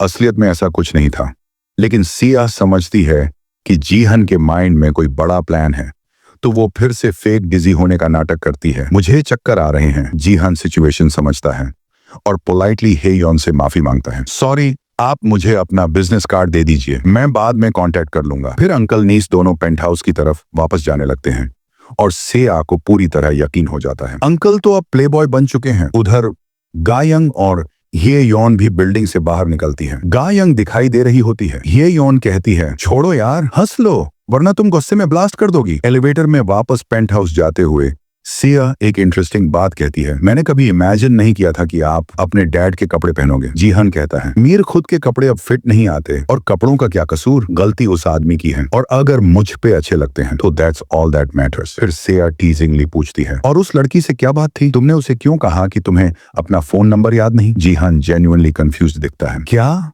ऐसा कब कहा मैंने?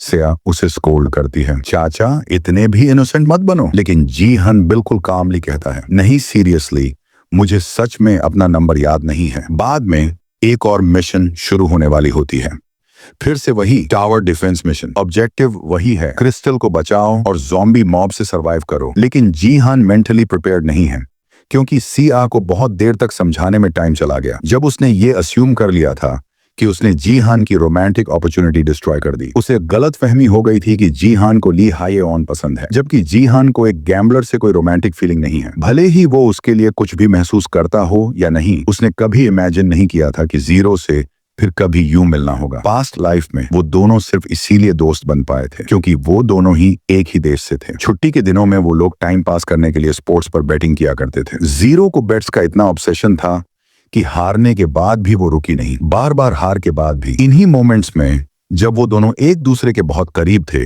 जीहान ने पहली बार वो कोट सुनी थी जो जीरो को बहुत पसंद थी। जीरो के चेहरे पर एक पुराना स्कार था जिसे वो मिटाना नहीं चाहती थी। वो कहती थी, ये उस डील की कीमत है जो मैंने शैतान से की थी। उन दोनों में बहुत कुछ कॉमन था, भले ही वो बस रेफ्यूजीज ही क्यों ना हो, और शायद इसी वजह से वो दोनों अच्छे दोस्त बन गए। सबसे बड़ी चीज जो उन दोनों में कॉमन थी, गिल्ट, खुद से नफरत और उस रिग्रेट का बोझ कि वो अपने चाहने वालों को बचा नहीं पाए। जीहान धीरे से अपना सिर झुका लेता है, जैसे सारी पुरानी यादें एक साथ वापस लौट आई हों। पर तभी उसके स्ट्रीम पर आने वाले हजारों कमेंट्स उसे वापस रियलिटी में खींच लाते हैं। व्यूअर्स नोटिस करते हैं कि जीहान के हाथ में जो सोर्ड है वो पहली बार कोई नॉर्मल वेपन लेकर आया है Battle.net में।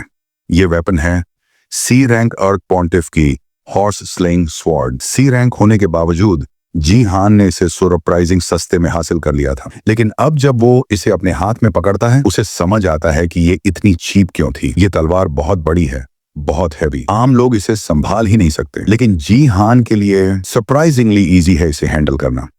वो एक दो बार स्विंग करके खुद को सोर्ड के वेट के साथ कंफर्टेबल करता है और उसके व्यूअर्स उसकी कॉम्बैट एबिलिटी देखकर शॉक्ड हैं। अब सब लोग उसका स्टेटस विंडो देखने की डिमांड करने लगते हैं ताकि पता चले उसका रियल क्लास और स्टेट्स क्या हैं। इस वक्त उसके पास पहले से ही 12,000 लाइव व्यूज हैं। जीहान थोड़ा हेसिटेंट होता है, उसे नहीं लगता कि वो अभी पब्लिकली अपना स्टेटस विंडो दिखाना चाहता है, लेकिन इग्नोर भी नहीं कर सकता क्योंकि ये उसके रेगुलर व्यूअर्स हैं। आखिरकार वो माइक ऑन करता है और साफ साफ बोल देता है, अगर तुम लोग मेरे चैनल को 2 लाख सब्सक्राइबर्स तक पहुंचा दोगे तो मैं अपना स्टेटस विंडो रिवील कर दूंगा। ये काफी बड़ा टारगेट है क्योंकि अभी उसके पास सिर्फ 10,000 सब्सक्राइबर्स हैं, पर फिर भी जीहान वादा करता है कि अगर 2 लाख हुए तो स्टेटस विंडो जरूर दिखाएगा।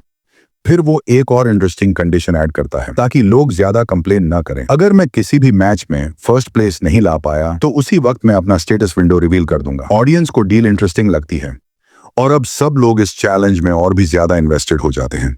सबको लगता है बस जीहान को किसी ट्रोल के साथ मैच कर दो, गेम वहीं खत्म हो जाएगा। और जैसे ही वो सोचते हैं बाकी के 3 प्लेयर्स समन हो जाते हैं। जीहान उन्हें देखकर डिसबिलीफ में पड़ जाता है। उसके साथ जो 3 लोग आए हैं वो शायद सबसे वर्स्ट टीममेट्स हो सकते हैं।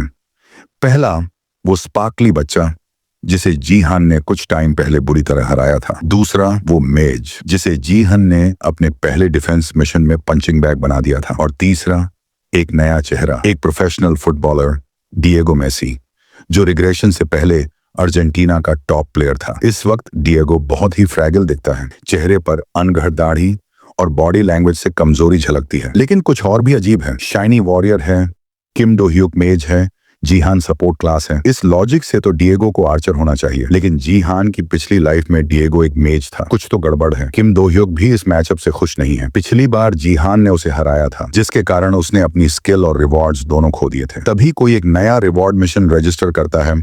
यूजर नेम है sword king family 898। Mission crystal को डिस्ट्रॉय करना और जीहान को फर्स्ट प्लेस लेने से रोकना। और रिवॉर्ड बिल्कुल वैसे ही एब्सर्ड पैसे जितने गोल्डन लाइट को मिले थे। गेम शुरू होते ही डिएगो ऑफेंसिव मोड में चला जाता है। अपने फुटबॉल से ज़ॉम्बीज को टावर से गिरा देता है, एकदम परफेक्ट शॉट से। वो जीहान से सपोर्ट बफ्स मांगता है ताकत बढ़ाने के लिए। पहले जीहान के पास सपोर्ट स्किल्स के लिए स्टैट्स नहीं थे, लेकिन अब उसकी डिवाइन पावर काफी हाई हो चुकी है। वो उसे स्ट्रेंथ बफ देता है, जिससे कंफर्म हो जाता है कि जीहान सपोर्ट है। पर इससे व्यूअर्स और भी कंफ्यूज हो जाते हैं कि आखिर उसका असली क्लास है क्या। फिर जीहान किम दो ह्यूक से डायरेक्टली पूछता है, इस बार ठीक से खेलेगा या फिर वही पुराना ड्रामा करेगा। गोल्डन लाइट, जो अब जीहान का नंबर 1 फैन बॉय बनने की कोशिश कर रहा है, ये देखकर क्यूरियस होता है कि जीहान और किम दो ह्यूक एक दूसरे को जानते हैं क्या। लेकिन इस बार मेज के पास कोई चॉइस नहीं है। अगर उसने फिर से टैंट्रम्स किए तो जीहान उसे फिर से फेंक देगा। फाइनली जीहान टावर से नीचे कूदता है, सीधा ज़ॉम्बीज की भीड़ में। डिएगो का फर्स्ट इंप्रेशन, ये बंदा पागल है, और मेज उससे पूरी तरह अग्री करता है। उसे जीहान बिल्कुल पसंद नहीं, और सबसे ज्यादा ये पसंद नहीं कि जीहान उसे अपना अंडरलिंग समझ रहा है। मेज का पेशेंस खत्म हो रहा है। अगर जीहान कुछ भी कर सकता है तो मैं क्यों नहीं। जीहान गिरते ही हाथ में फायरबॉल रेडी करता है। अब उसके पास अनलॉक्ड माना पूल है और डिवाइन पावर भी फोर्स से फ्यूज्ड हो चुकी है, इसीलिए कुछ अनडेड उसके लिए कोई चैलेंज नहीं। वो डिवाइन फायर की बारिश करता है और फिर अपनी बड़ी तलवार से जमीन पर इतना जबरदस्त वार करता है कि आसपास का पूरा एरिया शेक कर जाता है। एक ही वार में 100 ज़ॉम्बीज मारे जाते हैं। डिएगो भी डिसबिलीफ में है कि ब्रॉन्ज सपोर्ट इतना पावरफुल कैसे हो सकता है। गोल्डन लाइट बस ऑ में देखता रहता है, उसी बंदे को जिसने उसे 2 बार बुरी तरह हराया था। लाइव ब्रॉडकास्ट में सब लोग देख रहे हैं और कुछ स्पेक्यूलेट कर रहे हैं कि शायद जीहान ने सिर्फ एक अटैक में 100 ज़ॉम्बीज मार दिया। अब आते हैं ब्लड ज़ॉम्बीज, जो ज्यादा बड़े और टफ होते हैं। वो जीहान की ओर दौड़ते हैं, लेकिन अचानक एक इनविजिबल वॉल से टकरा जाते हैं। जीहान पहली बार फोर्स एबिलिटी को असली में इस्तेमाल कर रहा है। एक ऐसी एब्सोल्यूट टेरिटरी बना ली है जिसमें जो भी दाखिल होगा उसकी मूवमेंट्स कंट्रोल की जा सकती हैं। पब्लिक को इस पावर के बारे में बहुत कम पता है, लेकिन जीहान इसे बहुत अच्छे से जानता है। पिछली लाइफ में बैरन, जो फोर्स का मास्टर नहीं था, हमेशा जीहान को स्पारिंग पार्टनर की तरह यूज करता था। वो बार बार फाइट करते थे, जिससे जीहान ने फोर्स की हर लिमिट को समझ लिया। इस वक्त जीहान एक एब्सोल्यूट बीइंग है, जो माना, डिवाइन पावर, फोर्स और मार्शल पावर सब एक साथ यूज कर सकता है।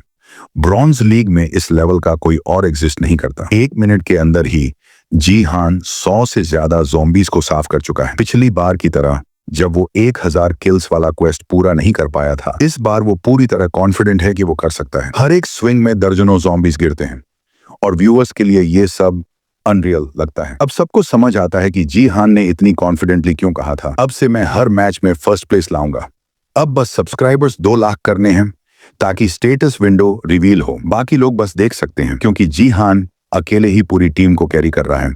लेकिन एक इंसान सस्पिशियसली क्वाइट है, किम दो ह्यूक। वो धीरे से मुस्कुराता है और व्यूअर्स को लगता है कुछ गड़बड़ है। वो गोल्डन लाइट से कहते हैं, टर्न अराउंड और मेज को चेक कर। जैसे ही गोल्डी पीछे देखता है, उसे सारी सच्चाई दिखती है।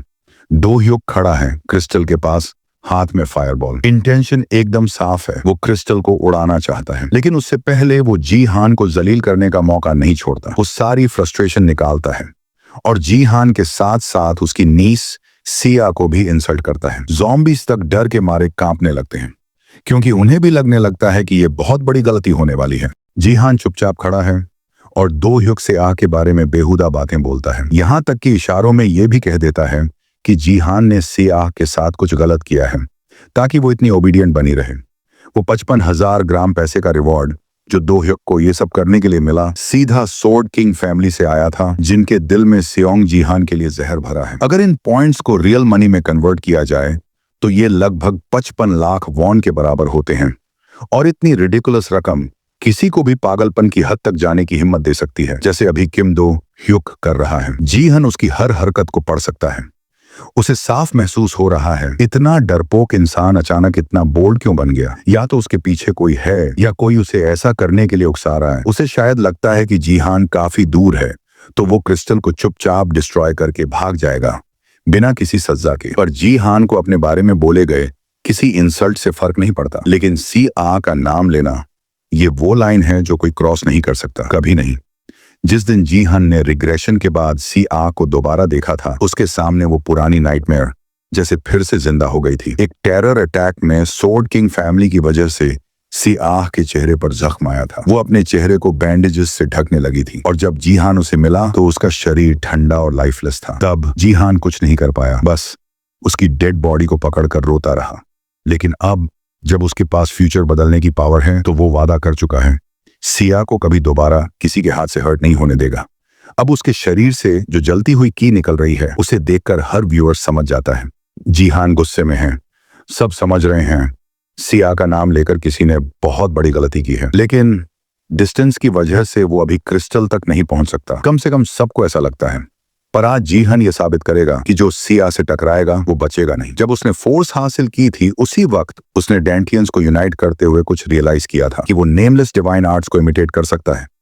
उसकी मार्शल पावर अभी लेवल 30 तक नहीं पहुंची है, लेकिन इस समय वो सिर्फ उसका सिम्युलेशन ही काफी है। उसने तीनों पावर्स को एक में मिलाया और उसके अंदर वही फीलिंग आई जो नेमलेस डिवाइन आर्ट्स यूज करते वक्त आती है। बस उसे अपने पैरों से बिजली महसूस करनी है और उसे पूरे शरीर में चैनल करना है, और जब वो रेडी हो जाए तो जमीन से पुश करके वो एक थंडरबोल्ट की तरह मूव कर सकता है। ये टेक्निक है फ्लैशिंग स्काई थंडर स्टेप्स, जो स्काई को ही तोड़ डालने के लिए बनाई गई है। सोर्ड किंग फैमिली नोटिस करती है कि जीहान मूव कर रहा है और दो ह्युक को जल्दी क्रिस्टल डिस्ट्रॉय करने के लिए कहती है। लेकिन इससे पहले कि वो क्रिस्टल को डैमेज करे, टीम के बाकी मेंबर्स उसे रोकने के लिए दौड़ते हैं। दो ह्युक गोल्डी को फायरबॉल से पीछे धकेल देता है। फिर वो एक और पावरफुल फायरबॉल चार्ज करता है, लेकिन तभी वो फायरबॉल एक फुटबॉल से टकराकर रुक जाती है। मेज पूछता है, तू कर क्या रहा है डिएगो? डिएगो सीरियस है, क्योंकि वो चाहे कोई भी गेम खेले वो उसे दिल से खेलता है, और इस वक्त वो मेज को गेम स्पॉइल करने से रोक रहा है। सिर्फ इतना ही नहीं, दो ह्युक ने उनके टीममेट को गाली दी थी, यहां तक कि उसकी फैमिली को भी, और ये वो बात है जो इग्नोर नहीं की जा सकती। दो ह्युक आर्ग्यूमेंट शुरू करता है, लेकिन अब बहुत लेट हो चुका है। जीहन पहुंच चुका है और उसके चेहरे पर जो एक्सप्रेशन है वो साफ कहता है कि अब किसी की खैर नहीं। दो ह्युक बोलने की कोशिश करता है, इंसल्ट करने की भी, लेकिन जीहन फोर्स से उसका मुंह बंद कर देता है। असल में जीहन का प्लान था जैसे ही वो वापस आए सीधा उसका सिर उड़ा दे, लेकिन वो बहुत आसान मौत होती। पहले वो उसे थोड़ा साजा देगा, फिर छोड़ेगा। हर प्लेयर के दर्द को एक कनेक्टर फिल्टर करता है।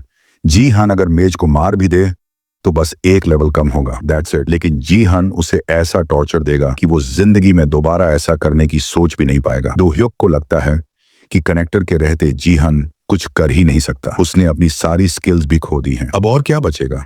कम से कम उसे ऐसा ही लगता है, जब तक जीहान अपना हाथ उसके कंधे पर नहीं रख देता। और तभी दो ह्युक की चीखें पूरे मैप में गूंजने लगती हैं। जीहान कामली बोलता है, शांत हो जा, अभी तो शुरुआत हुई है। बाकी टीममेट्स ये टॉर्चर देखते हैं पर समझ नहीं पाते कि दर्द इतना इंटेंस क्यों है। कनेक्टर तो पेन फिल्टर करता है, राइट? डिएगो अचानक समझ जाता है जीहान एक बग एक्सप्लॉइट कर रहा है।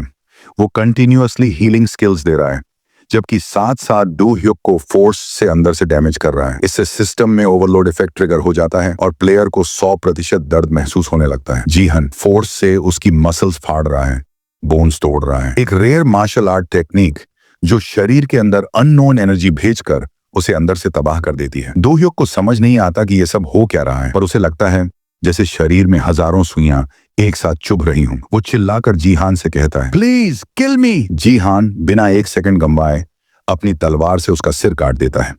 पर जैसे ही प्लेयर मरता है जीहान रिवाइवल लोकेशन ट्रैक करता है, और जैसे ही वो दोबारा रिवाइव होता है जीहान फिर से टॉर्चर शुरू कर देता है। इस बार दर्द इतना ज्यादा है कि दो ह्युक शॉक से मर जाता है। व्यूअर्स अब थोड़ा अनकंफर्टेबल फील करने लगते हैं। ये टॉर्चर बहुत लंबा खींच चुका है। तीसरी बार रिवाइव होने पर डोह्युक सीधे हाथ जोड़कर प्लीज स्पेयर मी कहने लगता है।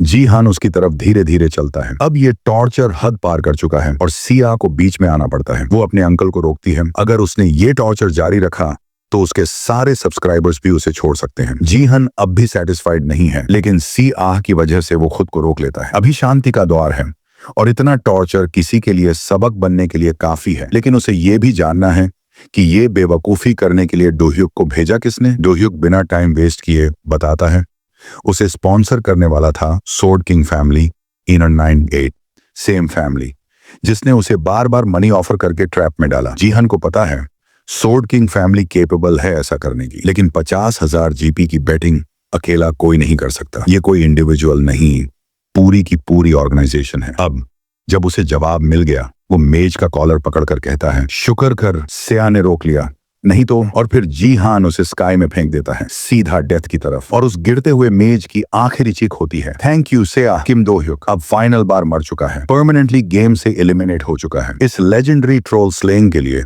गोल्डन लाइट और डिएगो दोनों जीहान को 10 पॉइंट्स देते हैं। अब जब कचरा साफ हो चुका है, जीहान नीचे उतरता है और फिर से ज़ॉम्बीज की तरफ बढ़ता है। उसे याद है उसने अब तक 920 ज़ॉम्बीज मारे हैं। 80 और किल करना कोई बड़ी बात नहीं, लेकिन जब वो स्टेटस विंडो खोलता है तो देखता है उसकी लिंक्ड क्वेस्ट पहले ही कंप्लीट हो चुकी है, क्योंकि जब उसने flashing sky thunder steps use किया था, तब जो इलेक्ट्रिसिटी ग्राउंड से रिलीज हुई उसने आसपास के ज़ॉम्बीज को शॉक देके मार डाला। ये एक्सीडेंटल किल था, क्योंकि वो पावर को प्रॉपरली कंट्रोल नहीं कर पाया था। उसने नेमलेस डिवाइन आर्ट्स का फुल यूज नहीं किया, बस तीनों डेंटिन्स का मर्ज किया। इसलिए एक्सिक्यूशन परफेक्ट नहीं थी, लेकिन रिजल्ट परफेक्ट रहा। हालांकि रिजल्ट अच्छे थे, इसलिए जीहान को ज्यादा शिकायत करने का हक नहीं बनता। अभी के लिए उसे बस और ज्यादा ट्रेनिंग करनी है और अपनी स्किल्स पर बेहतर पकड़ बनानी है। गोल्डी जीहान से फ्रेंडली होने की कोशिश करता है और पूछता है तू फिर से नीचे जा रहा है क्या? साथ में लड़ेंगे। लेकिन हमारा एमसी उसे पूरी तरह इग्नोर कर देता है और सीधे डिएगो से मिलने चला जाता है। वो उस फुटबॉल स्टार का शुक्रिया अदा करता है जिसने क्रिस्टल को प्रोटेक्ट करने में उसकी मदद की थी जब वो उसकी तरफ बढ़ रहा था, और जीहान बाद में प्रॉपरली रिपेमेंट करने का ऑफर भी देता है। इसके अलावा उसके पास डिएगो से बात करने के लिए बहुत कुछ है, लेकिन उनकी ये फ्रेंडली बातचीत अचानक आने वाले भूकंप से कट जाती है। ऐसा लगता है जैसे जमीन के नीचे से कुछ बाहर आने की कोशिश कर रहा है, और पहले कभी ऐसा कुछ हुआ नहीं था। गोल्डी को लगता है जैसे कुछ ब्लास्ट होने वाला है, और डिएगो दूर से कुछ उभरते हुए देखता है। वो एक जायंट हैंड जैसा दिखता है जिसके अंदर मुंह है और जो जमीन को फाड़ के बाहर आ रहा है। ये एक ऐसा मॉन्स्टर है जिसे जीहान ने भी पहले कभी नहीं देखा, और इसकी वाइब बहुत ही ज्यादा डरावनी है। इसके आते ही ज़ॉम्बीज में एक नई एनर्जी आ जाती है और लगने लगता है कि सब कुछ पागलपन की हद तक जाने वाला है। जैसे ही ज़ॉम्बीज उन पर चार्ज करते हैं, वो मॉन्स्टर हैंड दहाड़ता है और उसकी आवाज इतनी तेज होती है कि जीहान तक कुछ पल के लिए जम जाता है। लेकिन ऐसा नहीं लग रहा कि वो ज़ॉम्बीज को चार्ज कर रहा है, बल्कि वो तो उन्हें चबा रहा है और खा रहा है। उसके मुंह में जो अनडेड मश बनता है वो जमीन पर गिरता है और एक नए मॉन्स्टर का रूप ले लेता है। ऐसा मॉन्स्टर जो ब्रॉन्ज मैप में आना ही नहीं चाहिए था। वो है एक फ्लैश गोलेम। ऐसा मॉन्स्टर जो आमतौर पर गोल्ड मैप्स या उससे ऊपर में आता है। लगता है वो इविल बीस्ट इन नए मॉन्स्टर्स को ज़ॉम्बीज के फिजिकल बॉडीज को तोड़कर और दोबारा जोड़कर बना रहा है। जीहन सोचता है कि क्या ये सब लिंक्ड क्वेस्ट की वजह से हो रहा है। वो जल्दी से अपना स्टेटस विंडो खोलता है और देखता है कि ज़ॉम्बी ओरिजिन 1 अब ज़ॉम्बी ओरिजिन 2 बन गया है। अब उसका अगला क्वेस्ट है फ्लैश गोलेम को हराना, और वो भी क्रिस्टल की मदद के बिना। जीहान समझ नहीं पाता कि क्रिस्टल की मदद के बिना मतलब क्या है, लेकिन इससे पहले कि वो कुछ समझे, सिस्टम से एक नया नोटिफिकेशन आता है, बोनस मिशन अनलॉक। बाकी प्लेयर्स को भी ये मिशन मिला है और वो भी उतने ही कंफ्यूज्ड हैं जितना जीहान। उन्हें यकीन ही नहीं हो रहा कि उन्हें इतने बड़े क्रीचर से लड़ना पड़ेगा, लेकिन सिस्टम ने साफ साफ उनका ऑब्जेक्टिव सेट कर दिया है, इसे हराना। सिस्टम ने उस मॉन्स्टर का नाम भी रिवील कर दिया, disciple of destruction, black hand. साथ ही सिस्टम ने उन्हें ब्लेसिंग ऑफर्ड क्रिस्टल भी अनलॉक कर दी, जिससे उनकी स्ट्रेंथ गैप थोड़ी कम हो जाएगी और उन्हें लड़ने का एक चांस मिलेगा। यहाँ तक कि गोल्डी, जो कि गोल्ड लीग लेवल का प्लेयर है, खुद भी श्योर नहीं है कि वो ये बैटल जीत सकते हैं। वो जीहन से कहता है भाई गोल्ड लेवल वाले भी ऐसे क्वेस्ट्स में स्ट्रगल करते हैं, ये मिशन कंप्लीट करने के लिए नहीं दिया गया है, वरना इतने बड़े रिवॉर्ड्स नहीं मिलते। सिस्टम इस बार जीहन को दे रहा है 10,000 अचीवमेंट पॉइंट्स और एक क्रिस्टल फ्रैगमेंट। ये बहुत रेयर है कि सिस्टम सिर्फ पॉइंट्स के अलावा कुछ और दे। इसका मतलब है ये एटलीस्ट एक एपिक क्वेस्ट है। गोल्डी हार मानकर जीहन से कहता है कि पहले तू क्रिस्टल ब्लेसिंग ले ले, लेकिन जीहान साफ मना कर देता है। वो अपनी तलवार उठाता है और फ्लैश गोलेम की तरफ बढ़ने लगता है, जो अब उनके क्रिस्टल को टारगेट कर चुका है। फ्लैश गोलेम एक अनडेड मॉन्स्टर है जिसकी वाइटैलिटी बहुत ज्यादा होती है। इसे हराने का एक ही तरीका है, इसके शरीर के बीच में मौजूद कोर को डिस्ट्रॉय करना। लेकिन यह भी आसान नहीं है, क्योंकि उसका शरीर बहुत बड़ा है और उसके अंदर कई जगह क्रिस्टल फ्रैगमेंट्स फंसे हुए हैं। गोल्ड लीग पर भी ये बॉस लेवल का मॉन्स्टर है और जीहान भले ही ब्रॉन्ज से ऊपर की स्ट्रेंथ पर पहुंच चुका हो, ये सिचुएशन इतनी आसान नहीं है। वो डिएगो और गोल्डी से कहता है साइड हो जाओ, फिर वो हवा में कूदता है, flashing sky thunder steps use करते हुए। उसके पैरों के नीचे बिजली जैसी चमक के निशान छोड़ जाते हैं। जैसे जैसे वो मॉन्स्टर की तरफ बढ़ता है, उसके दिमाग में एक बेसिक और फंडामेंटल स्किल याद आता है। 3 टैलेंट्स मार्शल देवता, जो नेमलेस डिवाइन आर्ट्स की कोर है। हेवन, अर्थ और ह्यूमैनिटी पर बेस्ट ये मार्शल आर्ट्स 3 मीनिंग्स पर टिकी होती है और इन्हीं को समझते हुए जीहान एक्टिवेट करता है 3 टैलेंट्स मार्शल डिवोशन और एक ही बार में फ्लैश गोलेम को साफ साफ काट देता है। इतना स्ट्रॉन्ग अटैक कि वो सीधे कोर तक पहुंचता है और उसे तोड़ देता है। अटैक इतना धमाकेदार होता है कि डिएगो का फुटबॉल हाथ से गिर जाता है और सिस्टम अनाउंस करता है flash golem defeated, bonus mission clear. जैसे ही जीहान ने तलवार चलाई, गोल्डन लाइट के अंदर एक ऐसा इमोशन जागा जिसे शब्दों में बयां करना मुश्किल है। लेकिन इन सब फीलिंग्स को मिलाकर अगर एक शब्द में कहना हो तो वो है एडमिरेशन। गोल्डी थकान में घुटनों पर गिर जाता है और डिएगो अब भी शॉक में है। पहले तो स्पार्कली सिर्फ कोई कंटेंट ढूंढ रहा था जिसे वो स्ट्रीम कर सके, लेकिन अब उसकी चाहत उससे कहीं ज्यादा है। अब वो जीहान को पूरी तरह रिकॉर्ड करना चाहता है और देखना चाहता है कि कैसे वो एक प्लेयर और स्ट्रीमर के रूप में टॉप तक पहुंचे। लेकिन गोल्डी की स्ट्रॉन्ग डेडिकेशन के अलावा इस मोमेंट से जीहान और डिएगो के बीच एक नए रिश्ते की शुरुआत होती है। प्लेटोनिक ऑफ कोर्स, ये वो वाला मंगा नहीं है। जीहान ने फ्लैश गोलेम को जल्दी और आसानी से हरा दिया, लेकिन बाकी टावर्स का हाल उतना अच्छा नहीं है। फ्लैश गोलेम ने एक ही बार में 3rd टावर को तोड़ दिया और बाकी टावर्स भी खतरे में हैं। इधर जीहान की टीम लॉग आउट करने की तैयारी कर रही है, क्योंकि उन्होंने बोनस मिशन क्लियर किया है, तो अब उन्हें मिलेगा ट्रिपल XP और GP। रिवॉर्ड्स तो काफी हैं, लेकिन जीहान के पास करने के लिए अभी एक और काम है। वो डिएगो को बोलता है बाहर मिलते हैं। डिएगो पहले मना करता है, कहता है कि बोनस मिल गया, वही काफी है। लेकिन जीहान कुछ और सोच रहा है। वो डिएगो को अपनी स्किल के बारे में और इन्फॉर्मेशन देना चाहता है। डिएगो शॉक हो जाता है और जीहान उसे हिंट देता है तुझे मेज बनना पड़ेगा। लेकिन अभी सब कुछ एक्सप्लेन कर दिया तो मजा नहीं आएगा, इसलिए जीहान उसे एक मील पर मिलने का ऑफर देता है। अगर कोई और होता तो डिएगो शायद इग्नोर कर देता, लेकिन जीहान की अनबिलीवेबल पावर देखकर वो मना नहीं कर पाता। डिएगो उसे एक प्राइवेट मैसेज भेजता है और दोनों मिलकर प्लान बनाते हैं साथ में खाना खाने का। गोल्डी उनकी बात सुन लेता है और जीहान से भीख मांगता है कि मुझे भी बुला ले, लेकिन जीहान स्पार्कली स्ट्रीमर में कोई इंटरेस्ट नहीं दिखाता और ये मील सिर्फ डिएगो को रिपे करने के लिए है। गोल्डी फिर भी मिन्नतें करता है, यहाँ तक कि वो खुद को जीहान का एडिटर बनाने का ऑफर भी देता है, लेकिन जीहान फिर भी अनइंटरेस्टेड रहता है और गोल्डी की रिक्वेस्ट को इग्नोर करते हुए लॉग आउट कर जाता है। इसके साथ ये पार्ट खत्म होता है। अगर आपको वीडियो देखकर मजा आया तो चैनल को सब्सक्राइब करें, वीडियो को लाइक करें और अपने दोस्तों के साथ ये वीडियो शेयर कर दें और कमेंट सेक्शन में बताना आपको ये वीडियो कैसा लगा। मैं जल्दी ही इसका नेक्स्ट पार्ट भी लेकर आऊंगा।